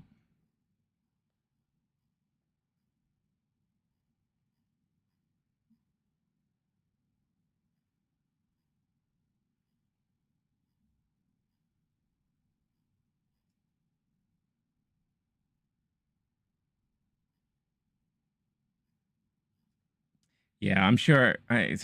There's so many Japanese commercials for video games that are so funny and awesome. I can just spend endless amounts of time going through all this stuff.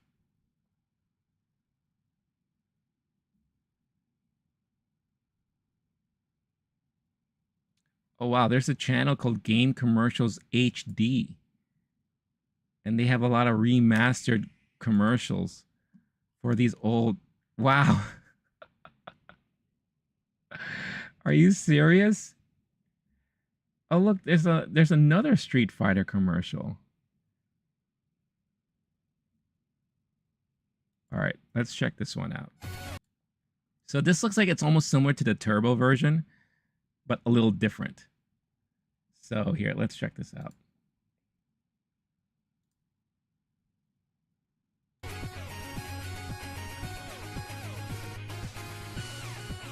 Yeah. Okay.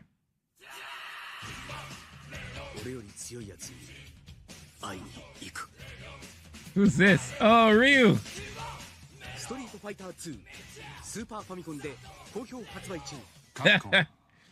So good. Oh, look! Is that Chun-Li?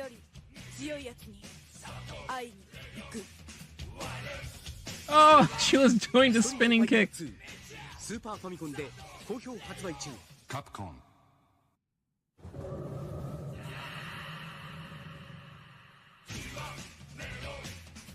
Who's this? Oh, it's Ryu again? Oh, now it's a combined thing. But look how like clean it is.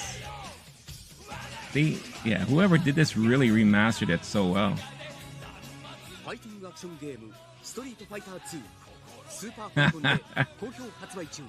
Oh man, that's so funny. That's great. That's good stuff. That's nostalgia right there. We're talking about nostalgia before. That's nostalgia right there. Remembering those commercials from back in the day.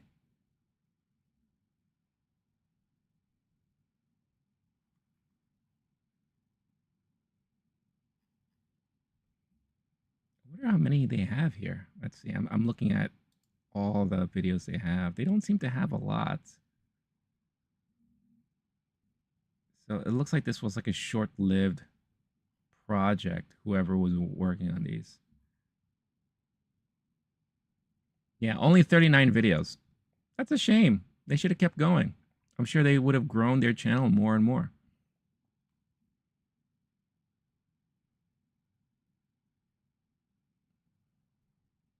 Oh well.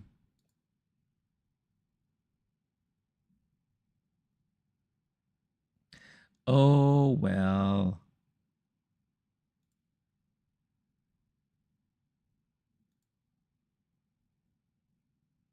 Hold on. I'm going to save that. Save that.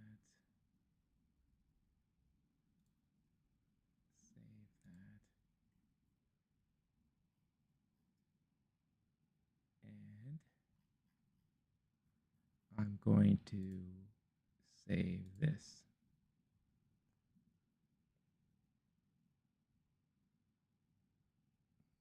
All right. Started saying, watch Wolverine versus Wonder Woman. From them, it's good. Or Killmonger versus Flashpoint Batman. Maybe. Maybe I'll watch it. I'm kind of iffy sometimes when it comes to fan films. Like some of them I appreciate. Some of them I'm just like, okay, you know, these are just a couple guys goofing off.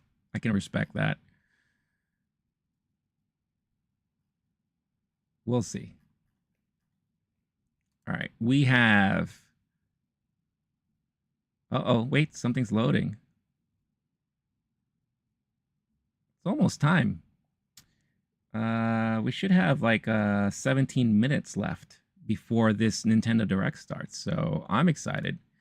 Again, this is a place that I heard about that they were opening I heard about it last year.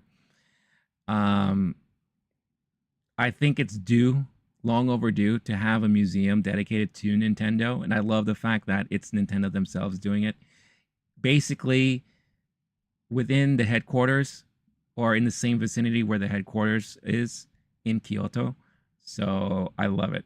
I love the whole idea of that. So this will be our first look at the new museum. While we wait, let me just check the news real quick and see if there's anything worth mentioning, worth talking about.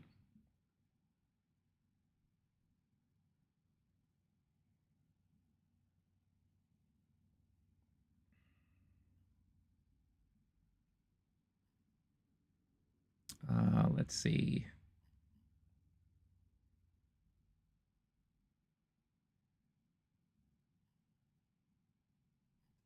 It's been kind of a slow news day. Alien Romulus's director Fede Alvarez on that surprise character. Quote, "It was unfair that the likeness was never used again." I think personally, and I'm not going to spoil it as to who he's referring to, but that was the one thing I thought didn't look so great in the movie. They used like a deep fake, and it just didn't look good. It was a little distracting. Just a little.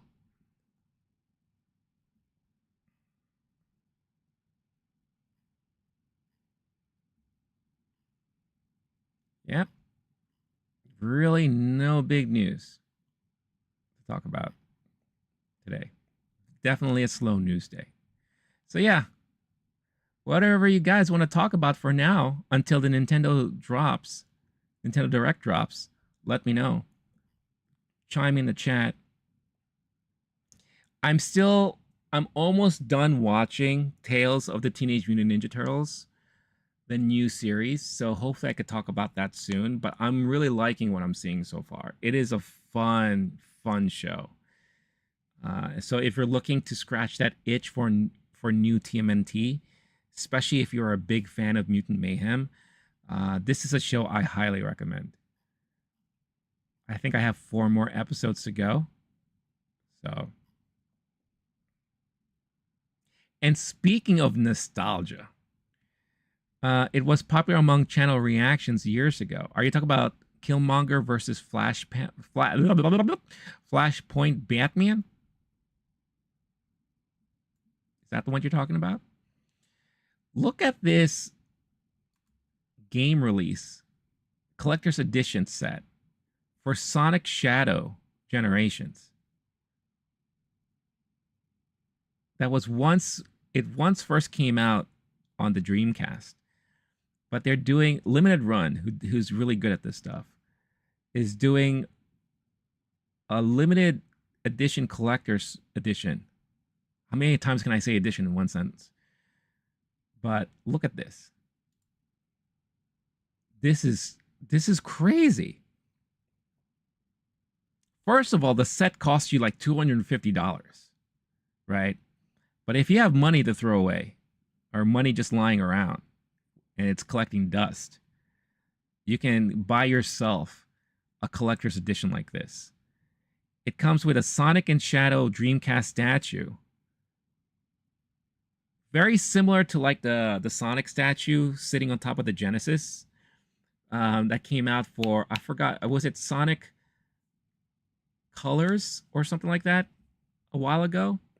I have that set. But look at this. Holy shit. This looks amazing. You get an art book. You get keychains of their shoes. You get a steel book if you get the Switch or PS4, PS5, or Xbox editions, not for the PC. You get the soundtrack.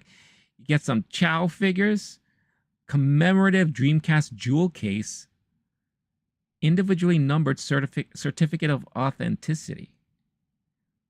Wow. This set looks fantastic. But I don't remember. Was the game any good? Because there was a time, or that came a time, where I kind of just stopped playing Sonic games.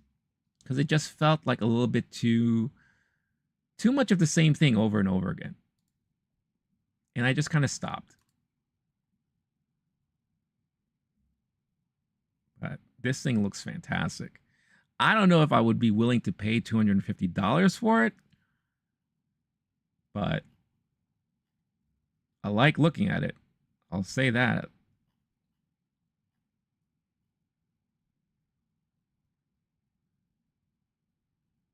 Bat in the Sun, Robot Underdog, and Laser Unicorns. Like, yeah, you're talking a whole other language that I'm familiar with. Yeah, I was never like a huge YouTube watcher. You know? But then again, there's like the YouTube universe is so vast and so large that I'm sure there's so many things I haven't seen that people are huge fans of and all that. So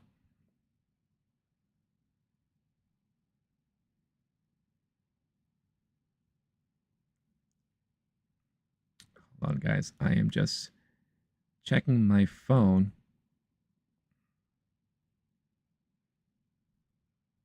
Making sure the world's not on fire. Fire! Bum bum. Dip dip dip doop doop doop. You blew it! Sorry.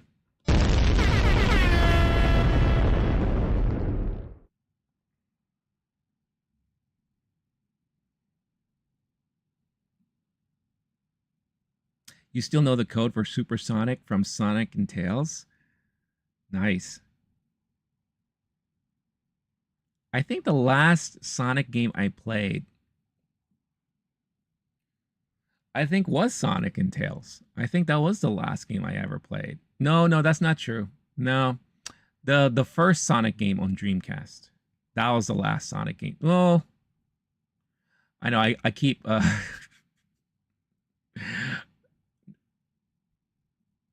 No, I played Sonic Colors on my Xbox like about a couple months ago. Yeah, that was the last Sonic game I played. The Sonic games are good. It's just, I don't know. Like I said, after a while, it just felt very repetitive.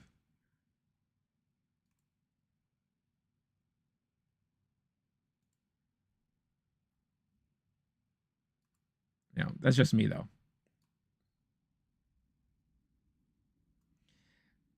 So I was saying all you need is 50 rings right after you put in the code. That's right. That's right. Yeah, I do remember that. Oh, man. Memories.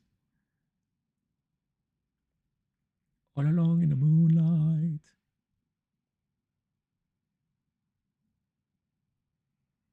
All right, let me refresh the page here and check where we are with this Nintendo Direct. The video is now live, but nothing's showing as of yet. So we still have some time. We have like roughly 8 minutes. They put the code in the sound setting. It's 1965 9 17 4 1 2 and then 6, going down the row in settings. So there you go. If anyone wants the code for Supersonic in Sonic and Tails, Star-Lord just provided you with the code for it and what you have to do to get it. Again, a quick reminder, everyone who's watching live, please don't forget, hit that like button. It would make a lot of us extremely happy. For every like button, a new Sonic get its wings. What? Doesn't make any sense. What the hell are you talking about, you dummy? I don't know. I'm just here.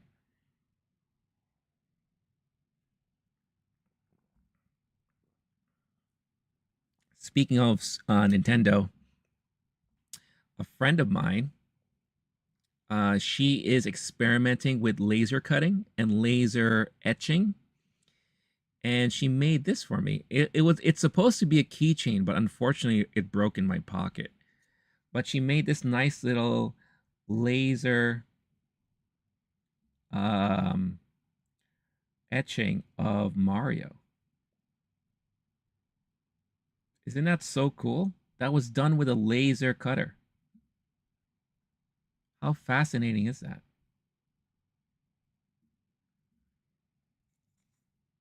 So cool.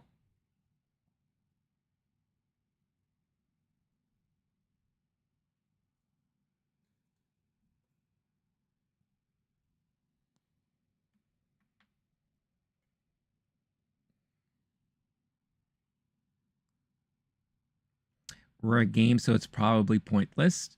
It's not that rare. There's a huge retro community that I'm sure still loves playing that game today.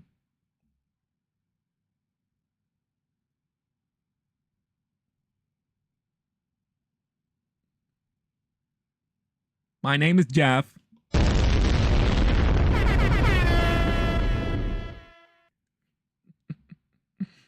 My name is Jeff.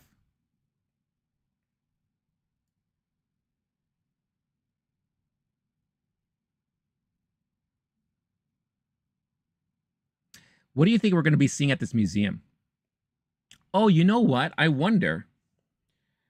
One of the coolest things that I was able to see when they opened up the official Nintendo shop here in New York City was it's not so much like this anymore, but when they first opened, the second floor was kind of like a museum. And it was like a history of like the Nintendo consoles and Game Boy and all that. They had that damaged Game Boy, original Game Boy, that the soldier brought back home with him. That was completely like it was involved in an explosion, and how it was still functional. I was able to see that there at the Nintendo store, and it was amazing to see. It's not there anymore. They removed it. So I wonder if it made its way to the Nintendo Museum here. I think that would be a great home for it. I remember even seeing the Miyamoto and Star Fox puppets that was used for, I believe it was for a commercial. That was very cool to see. So it'll be interesting to see if those make it to the museum here to find a new home there. They might have a flash game online for Sonic and Tails, actually. Who knows? I won't be surprised. There's a lot of those websites that allow you to play retro games just through the website on the web page. I can see that happening for something like that.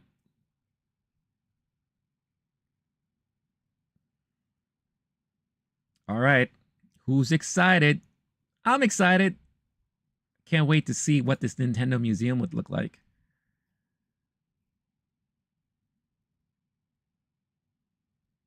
I wonder if it's going to, how big it is. Knowing Japan, it's not going to be that big, but who knows? I've been surprised before.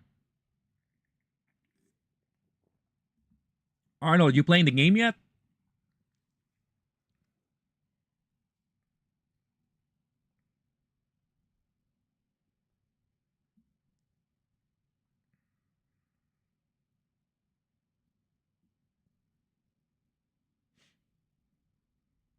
Excuse me. You played Metal Gear Solid on a Flash game online? Really? How was that experience? You're talking about the PlayStation 1 game, right? Not Metal Gear, the Nintendo game? Or originally on the MSX computer from Japan? Arnold says 3 minutes. 3 minutes until Wukong Black Myth is available for Arnold. You know what's so cool? It's available to you like so early because like people here in the United States have to wait until midnight our time here. That's why if you pay attention to like a lot of these YouTubers, the gaming YouTubers online, you'll see them playing games in advance because in other territories, the games is announced a little earlier. It's released earlier because of the time difference, right? So sometimes, people say, how did this guy get to play this thing right away? It's because, well, they're in Europe or they're in Asia or somewhere. So yeah, Arnold, hopefully we'll get a chance to hear your initial thoughts on the game when you play it. Have I seen the test VR game for the classic Metal Gear Solid? I have not. It sounds interesting though. Let me see. Test VR Metal Gear Solid.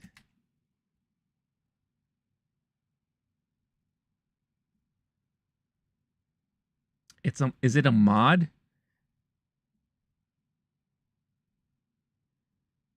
Oh yeah, mod for the Oculus, right?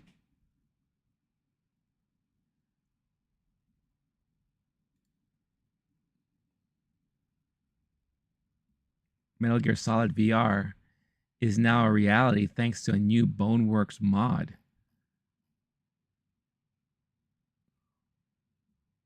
That looks interesting.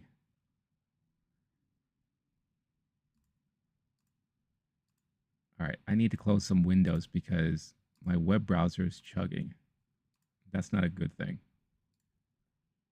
I got too many tabs. Too many tabs.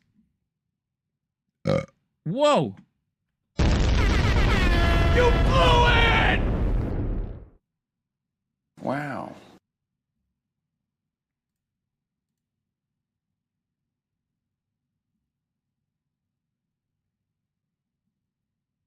How did it feel playing a PlayStation game as a Flash game on a website? Oh, here we are. 今回はオープンに向けて準備中の任天堂ミュージアムからお届けします。私は今ミュージアムの入り口のレセプションエリアにいます。建物の外観はこんな感じになっています。It looks just like the headquarters. It's so fascinating how it looks こ similar. の場所にはトランプや花札を作ってきた任天堂の工場があって、ファミコンの頃は製品チェックをしたり、私もよく通っていた懐かしい場所です。Oh, that's cool. So it is really part of Nintendo history where it マリ is. オの広場に生まれ変わりました。 That's so cute. そしてこの度、長年任天堂製品に関わってきたこの場所をミュージアムとして再生しました。今日は任天堂ミュージアムがどのようなところなのかを駆け足でご紹介したいと思います。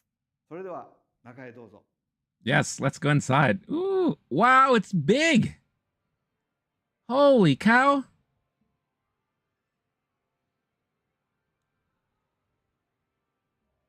はい、ここは2階の展示フロアです。 Wait, this is the second floor? So what's on the first floor? さまざまな製品を展示しています。 Oh, wow. Look how huge this is. ビデオゲーム機を中心に過去から現在に至るまでのさまざまな製品が見渡せます。ここからは大きなコントローラーが目に入ります。皆さんの興味があるものを自由にご覧ください。それぞれのハードに分けた展示と合わせて我々の独創性とチャレンジをご覧になれます。 Oh, I could see in the display cases they have like the original like packaging too. ゲームを作るずっと以前から家庭の遊びを作ってきました。創業は今から135年前の1889年です。初めは花札やカルタの製造 Yeah, が they were 主な playing. They were 仕事 making で the playing cards. それ以来任天堂はさまざまな遊びを生む玩具を作るようになり、それらがゲーム&ウォッチや Game and ファミ Watch. コンへと Oh, I had so many of those growing ここで up. はそのような昔の製品も振り Oh, 返 they って have ご覧 them い on ただきます display too. それではどんな展示になっているか、 Yes, let's look, please. Show us. こちらはファミコンの展示コーナーです。ご覧ください。 Oh, 日本向けと海 oh 外向けで yes. ハードのデザインが They 多 got く the なってい original ますね。 packaging. 当時はこんな風に日本と海外でデザインを変えて売ってい Oh, ます wow, that's so cool. 名前も違っていて、ファミコンは日本以外では任天堂エンターテインメントシステム Yep. 略して NES と呼ばれていま That's す。 not the exact package I got. I got the one that has the gun with Duck Hunt and all 日 that. 本向け Oh my god, I had Donkey 日本 Kong. 向け Oh, パッケージの you デザイ kidding ン me? や大きさも違いますね。 Look at that. このように比べてみることでいろんなことを発見していただける展示になっています。ミュージアムには任天堂が発売したすべてのタイトルを展示していますから、 The only 皆 games さ that んが遊ば Nintendo れたタイト published. ルをつけてください。 So no third 上 party のモニ stuff. ターではそれぞれのゲーム画面も見られるようになっています。前に立つとそれぞれの音が聞こえ Oh, る look at that. They have the 世界になり American ますよ。 Super Mario Brothers too. では別の展示コーナーもいくつか覗いてみましょう。このコーナーでは体を動かすモーションを使った遊びの進化を見て Oh, い they た have だ the きま power す。 pad. Oh, the cycle that would, yeah, it powers up the ここで Nintendo when you は cycle. ハテナブロックのデザインがどのように進化してきたかを見ていただく This こと is が so できます。 fascinating. このコーナーではそれぞれのハードのたびにスーパーマリオや Oh, like the ゼルダの伝説 evolution な of どの Mario. 画面の進化を一気にご覧になれます。 That's cool. さて、こちらのコーナーでは多くの皆さんが知らない Oh, all the 任天 Nintendo 堂が stuff that they プロ worked ゲームを作る前の on 時代の製品 before を展 games, 示しています。 video games. これはコピラスといって自 A 圧 copy 式のコピー machine. です。 That's crazy. さあ、こちらにはママベリカ、 Baby stroller. ベビーカーがありますね。任天堂はトランプや花札に始まり、ボードゲームやラジコンカー、バッティングマシンなど、いろいろなファミリー向けの玩具を作っていま My した。 gosh, could you imagine being able to そして keep こ a の lot of 構 these? 成 I には remember 一つ that の light 転機と gun. なり、 That was the ゲー original ムセ light ンター gun. などのゲーム機を作り始めたんですね。これは任天堂が初めて作った家庭用のビデオゲーム機。 Oh, the テレビ TV ゲーム game 6と 15. 15です。 Oh, ちょうど私が never had a 入社 chance した to play these, but I've heard about them. 1977年に発売されました。一つ一つの製品を見るとユニーク You な still have the 製品 NES controller, Star-Lord? That's ことが awesome. わかります。このようにミュージアムの2階では任天堂の過去の I've told this 製品を story たくさん展 before. 示しています。 It's kind of a famous story at this So point, but I traded all my Nintendo stuff to get a Sega CD back in the day. Yeah, I was a dumb kid. 今日お見せしたのはごく一部ですから、ぜひ実際に見に来てください。では、1階に移動しましょう。1階は違ったエリアになっていますよ。 All right, so the second floor is はい、 mainly 1 exhibits. 階に降りてきま Was した。 this is ご覧の通り interactive? 1階の中央は巨大なモニターになっています。こんな感じで皆さんもこのモニターの上に乗って百人一首を遊んでいただくことができます。 Oh, you can play the card game. スマートフォンと組み合わせて遊びますと。 Wow, using your smartphone, こ huh? のようにミュージアムの1階のフロアはインタラクティブに体験ができるエリアになっているんです。過去に任天堂が作ってきた製品を今の時代によみがえらせるとどんな遊びになるか、そんなテーマで8つの体験を作ってみました。ミュージアムに入るときに渡されるこの入館証にコインが入っているんですが、 I wonder if they're going to have 体験には various そのコインを characters. 使います。今日は8つある体験の中から3つを 8紹介します。 experiences. Wow. さあ、 That's a こ lot. ちらは小さな部屋がいくつか並んでいますね。 Oh, wait a minute. どんな Don't tell me you 体 get 験 to ができるんでしょ play う。ここは1968年に発 where 売 you さ can れ try た the Ultra ウルトラマ Machine. シンが体験できるんです。 Oh, ウルトラマシンはピンポンの玉のような Oh ボールを my God. 自動で投げてくれる Japanese people, they love their batting cages and all that, so I'm not surprised they made something like 私が入 this. 社したのは改訂版のウルトラマシンデラックスが発売される年でし That た。 was that like 少しだ 1977? け仕上げに関われました。その頃は社内にプレイルームというのがあって、昼休みにはアーケードゲームやウルトラマシンを遊んでいました。こちらに並んだ部屋 Ultra は Machine. 当時の I like how it's called 再現して Ultra います。 Machine.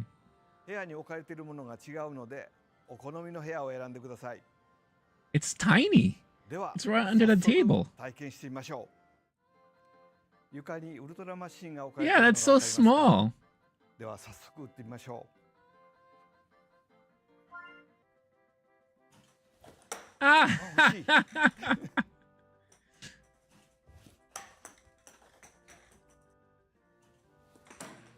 Oh, that's cute. It's like a shooting gallery. Ah! 部屋の中にあるいろんなものにボールが当たるといろんなリアクションがあります。左右に打ち分けてみてください。では次に行ってみましょうか。 That's cool. I'm sure you could hit the こち TV ら and they'll turn it は on ザッ too. パー&スコープ SP Oh, という there's a やつです。 zapper section. 任天堂は1970年代にレーザークレイというボーリング場を改造した業 That 務 is so 用のシ cool. ューティング場を展開していました。 Started, you had a レーザ nest ークレ system イ a を couple 今 years の技 back. 術で体験できるように作ってみたのが What ザッ happened? パ Did you ー sell &ス it? コープ SP です。最大13人まで一緒にプレイできるので、今日はミュージアムのスタッフの皆さんと一緒にプレイしたいと思います。光線銃は2種類ありますね。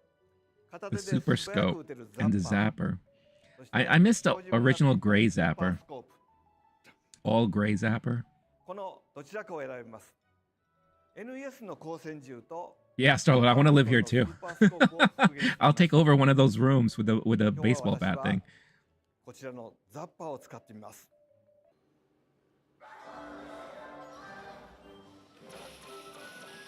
Wow, seriously? How did they get it to work? They must have retrofitted it with something, right? はい。 Oh, it moves? マリオ All や right. ピーチは撃ったらダメですよ。 Don't shoot Mario or Peach? のこのこ Ah. 狙って撃ちましょ My god, this looks like う。 so much はい、 fun. できました。 Can I go here today? Or tomorrow? どんどん撃って。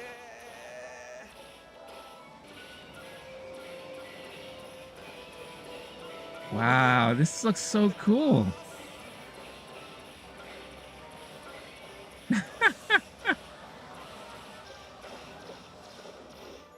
よし。いや、 Oh, that's どうで funny. しょうね、結果は。よかったみたいですよ。次行きましょう。こちらではファミコンから Wii に至るまでさまざまなゲームをプレイ From できます。 Famicom up to the Wii. でもちょっと何か違いますよね。そうです。コントロー Wait, ラ you ー get to が play 超 on 巨 those 大 big です。 controllers? このコント Are ロー you ラーを2 serious? 人で協力分担してゲームを遊んでみましょう。では今日はファミコンのスーパーマリオブラザーズをミュージアムのスタッフさんと一緒にプレイしてみます。よろしく。スタッフさんが A ボタンのジャンプ、私が十字ボタンで。 See, that's fun for like groups. 2人で息を合わせてクリアしましょう。頑張りましょう。 I better make sure to go here with my friends then. How the hell can you play like that? That's so crazy.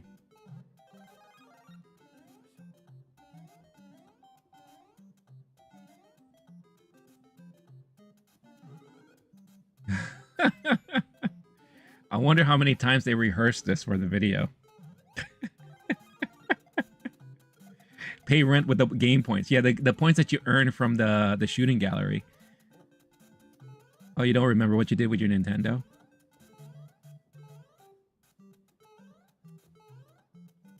Come on. Get the top. Nice. リーダーシュです。やり I まし hope た。 the staff will be multilingual for a lot of the tourists, especially since it's Kyoto. Look at the Wii nunchucks. ここでは Are you 他にも serious? スーパーファミコン、任天堂64、Wii のゲームを巨大コントローラーで遊ぶことができます。 What? 大きい Wii リモコン、どんな遊びになる The, でしょう。 the giant Wii remote is いかがでし insane. たでしょうか。今日ご紹介したものは任天堂ミュージアムのほんの一部です。製品の展示やインタラクティブな遊びの体験の他にも、ルールを知らなくても花札が遊べる体験があったり、花札を実際に作ってみることができるワークショップも開催します。また、館内にはオリジナルの Oh, come on, show the food. I want to see the types of food. ミュージアムだけの限 There's 定グッズを always 販売するショッ like プも themed 併設 food し at てい these ます。 places in Japan. I love it. 任天堂は創業から100年を超える歴史の中で、 And I'm sure the 様々な gift 娯楽 shop を is 作 going っ to て be きました。 filled with crazy stuff. 時代によ So って作り出した製品は異なりますが、家族みんなで楽しんでいただきたいという思いは今も昔も変わりません。この任天堂ミュージアムは、そんな任天堂が大切にしてきた遊びと独創を大切にするものづくりへのこだわりを知っていただける場所です。皆さんにはそれを体験しながら実感してもらいたいと思って、開発も一緒に社員が全力で作り上げてきました。任天堂ミュージアムは10 October 月2 2nd. 日にオープンします。この後、公式サイトを公開しますので、来場に関する詳細はそちらでご覧ください。well, let's check out the site afterwards. それでは、任天堂ミュージアムでお待ちしています。キノピオたちも一緒にお待ちしてますよ。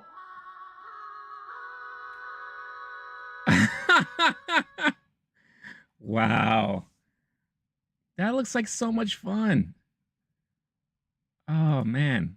At least they put a lot of thought into this. Because I've been to a lot of themed exhibits and museums in Japan. And sometimes they could just be a little cheap or small. This looks humongous. It looks huge. They put a lot of thought into this. The interactive parts alone are fascinating with the giant controllers. The giant Wiimote, that's just insane. That's just bonkers to me. And you say you could play up until the Wii, so that means there's a giant Nintendo 64 controller also? Man, that's crazy. All right, let's check out the site. Let's see. Will it be here? Nintendo Museum. No, not Mario Party. Stop it. Go back. I recently released a video proving the RetroTink 5X and What? 4K are an... Hush now. Not listening to you. All right, where's the Nintendo? Where's the museum site? You said it was going to be here. What happened?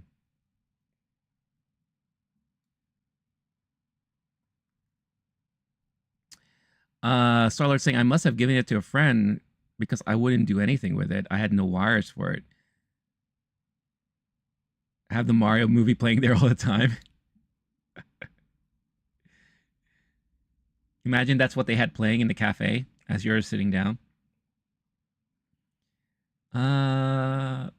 I would love to see the site. Let's see. Let's go back. Or do I have to go to the Japanese website? Let's see. Let's change our location to Japan. I believe it's this one. Yep.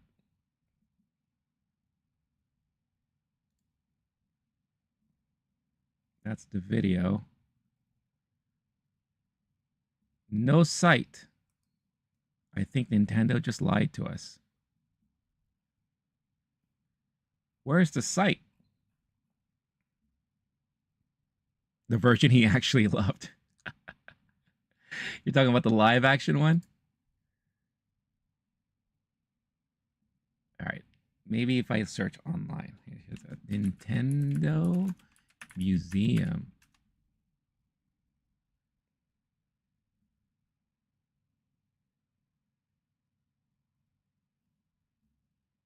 He said it was going to be available after the tour. We just had the tour. Where's the effing website? I think Miyamoto lied to us. Miyamoto, are you a fat liar?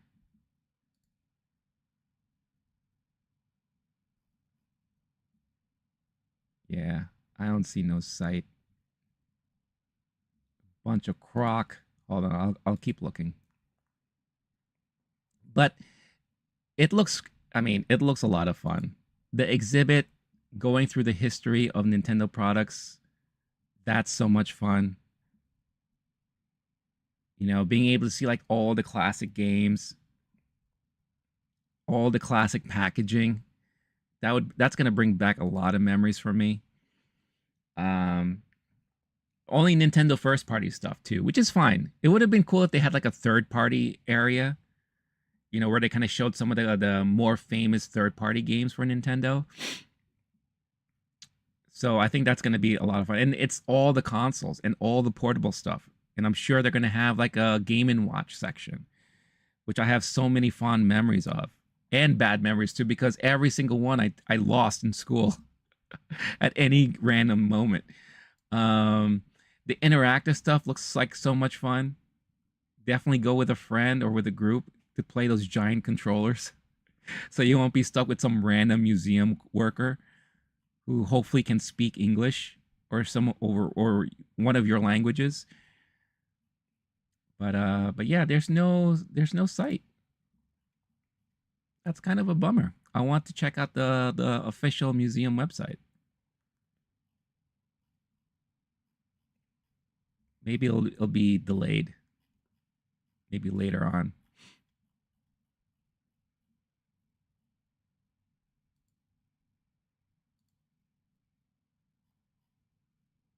Yeah.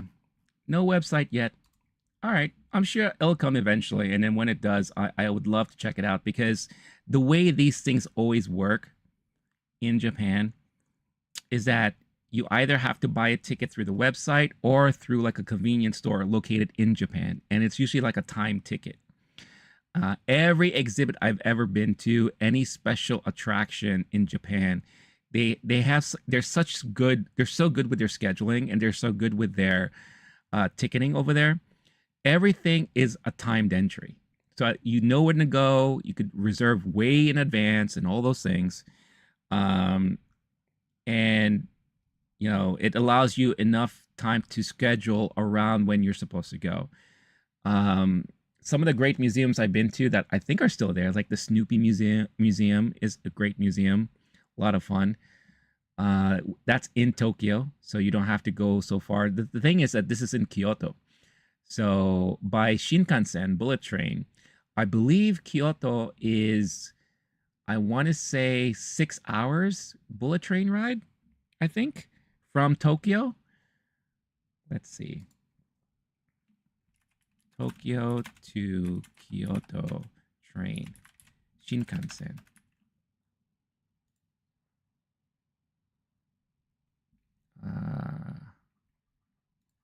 Travel time. Oh, I'm wrong. 2 hours. 2 hours and 15 minutes. That's right. Oh, I thought it was like that time because I actually stopped in between. What's great is that when you take the Shinkansen from Tokyo, you stop by a lot of nice small places like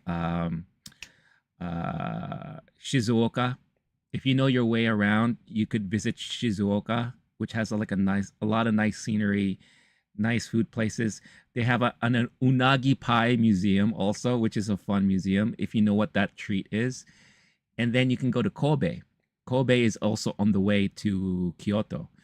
And Kobe, yes, it's known because of the Kobe meat and the steaks and all that, but there's a nice little town by the harbor there. Another place I liked in Kobe was there's this children's park where they have a giant Mazinger statue. Tetsujin, I should say. That's where I visited that place once, and it was at that location that I ended up being on Japanese television, local television, because local television, they were filming like a skit by the museum, and I just happened to be there when they were doing that, and they pointed the camera at me as the guy was like running around and giving high fives to everybody and all that. And this guy, I guess he was going on a bike ride somewhere, and it was the Tetsujin statue was his starting point. So I never got to see it because it was local to Kyoto TV.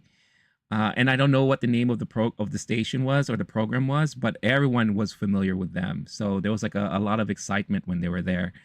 So I can say I don't have the proof, but at least I can say that I was officially on Japanese television. I'm sure, even though it was a brief moment.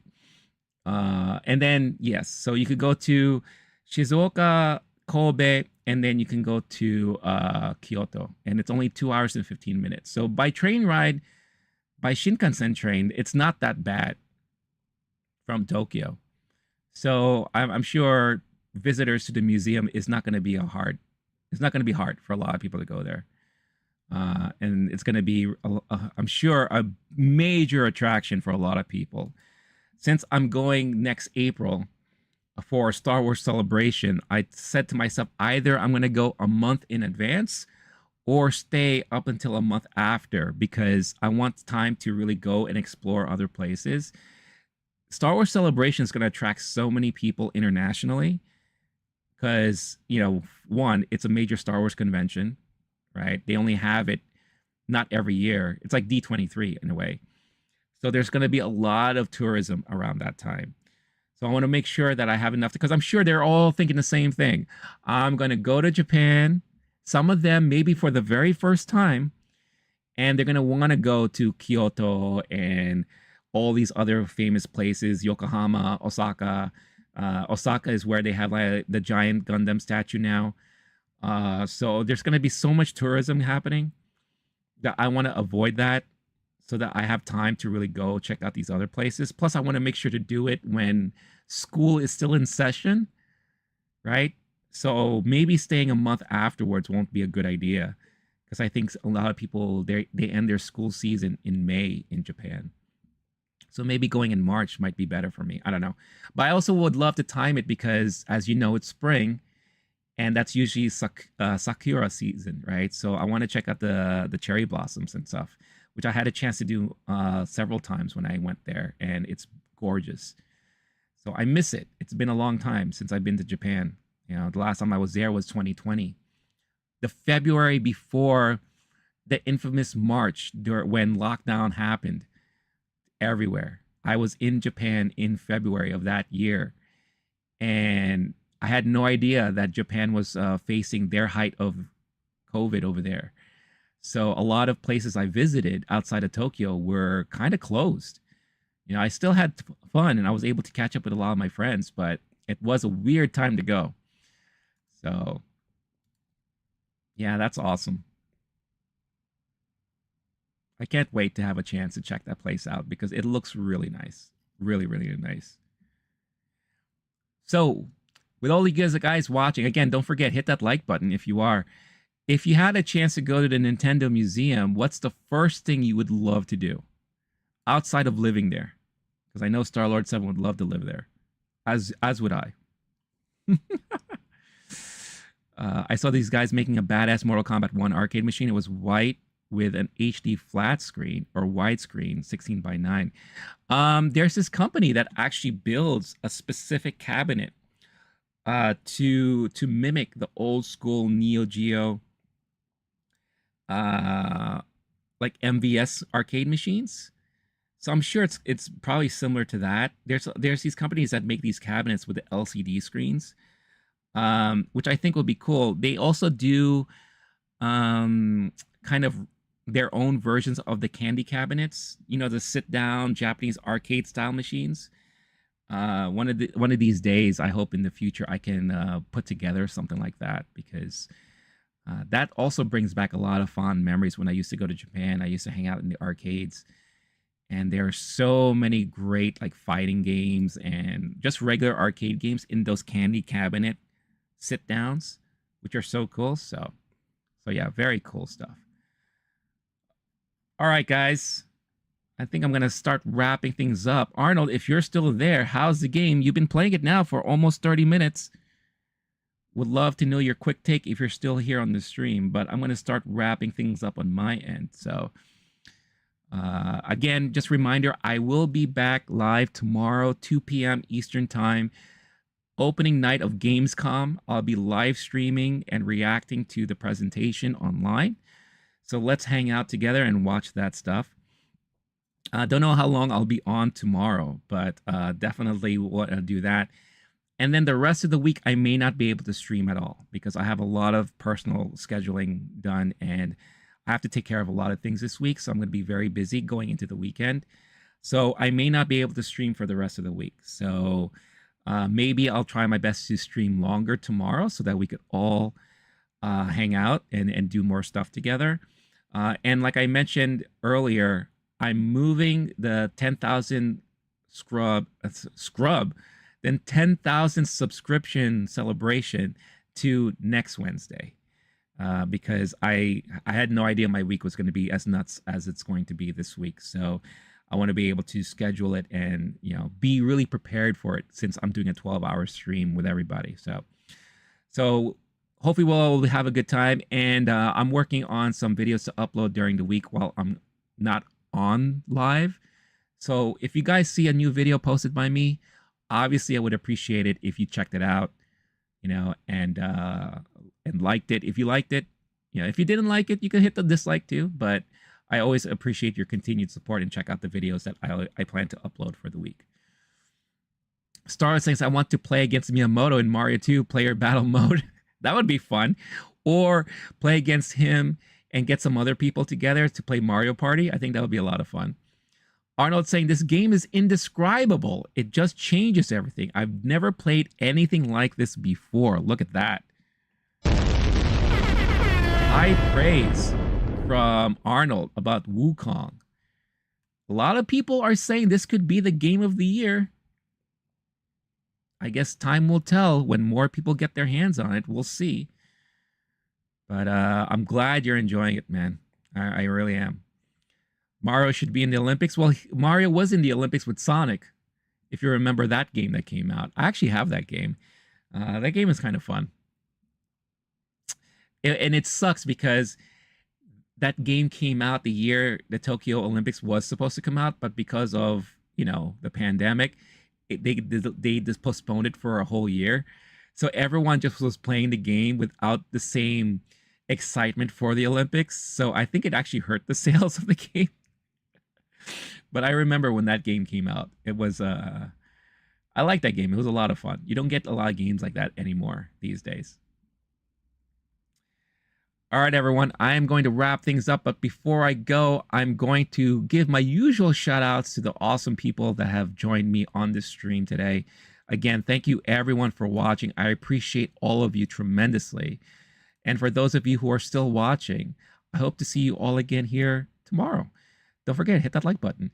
Arnold says, bro, I'm honest. There are a few little things, but that came out only 30 minutes ago, but everything else is just fantastic.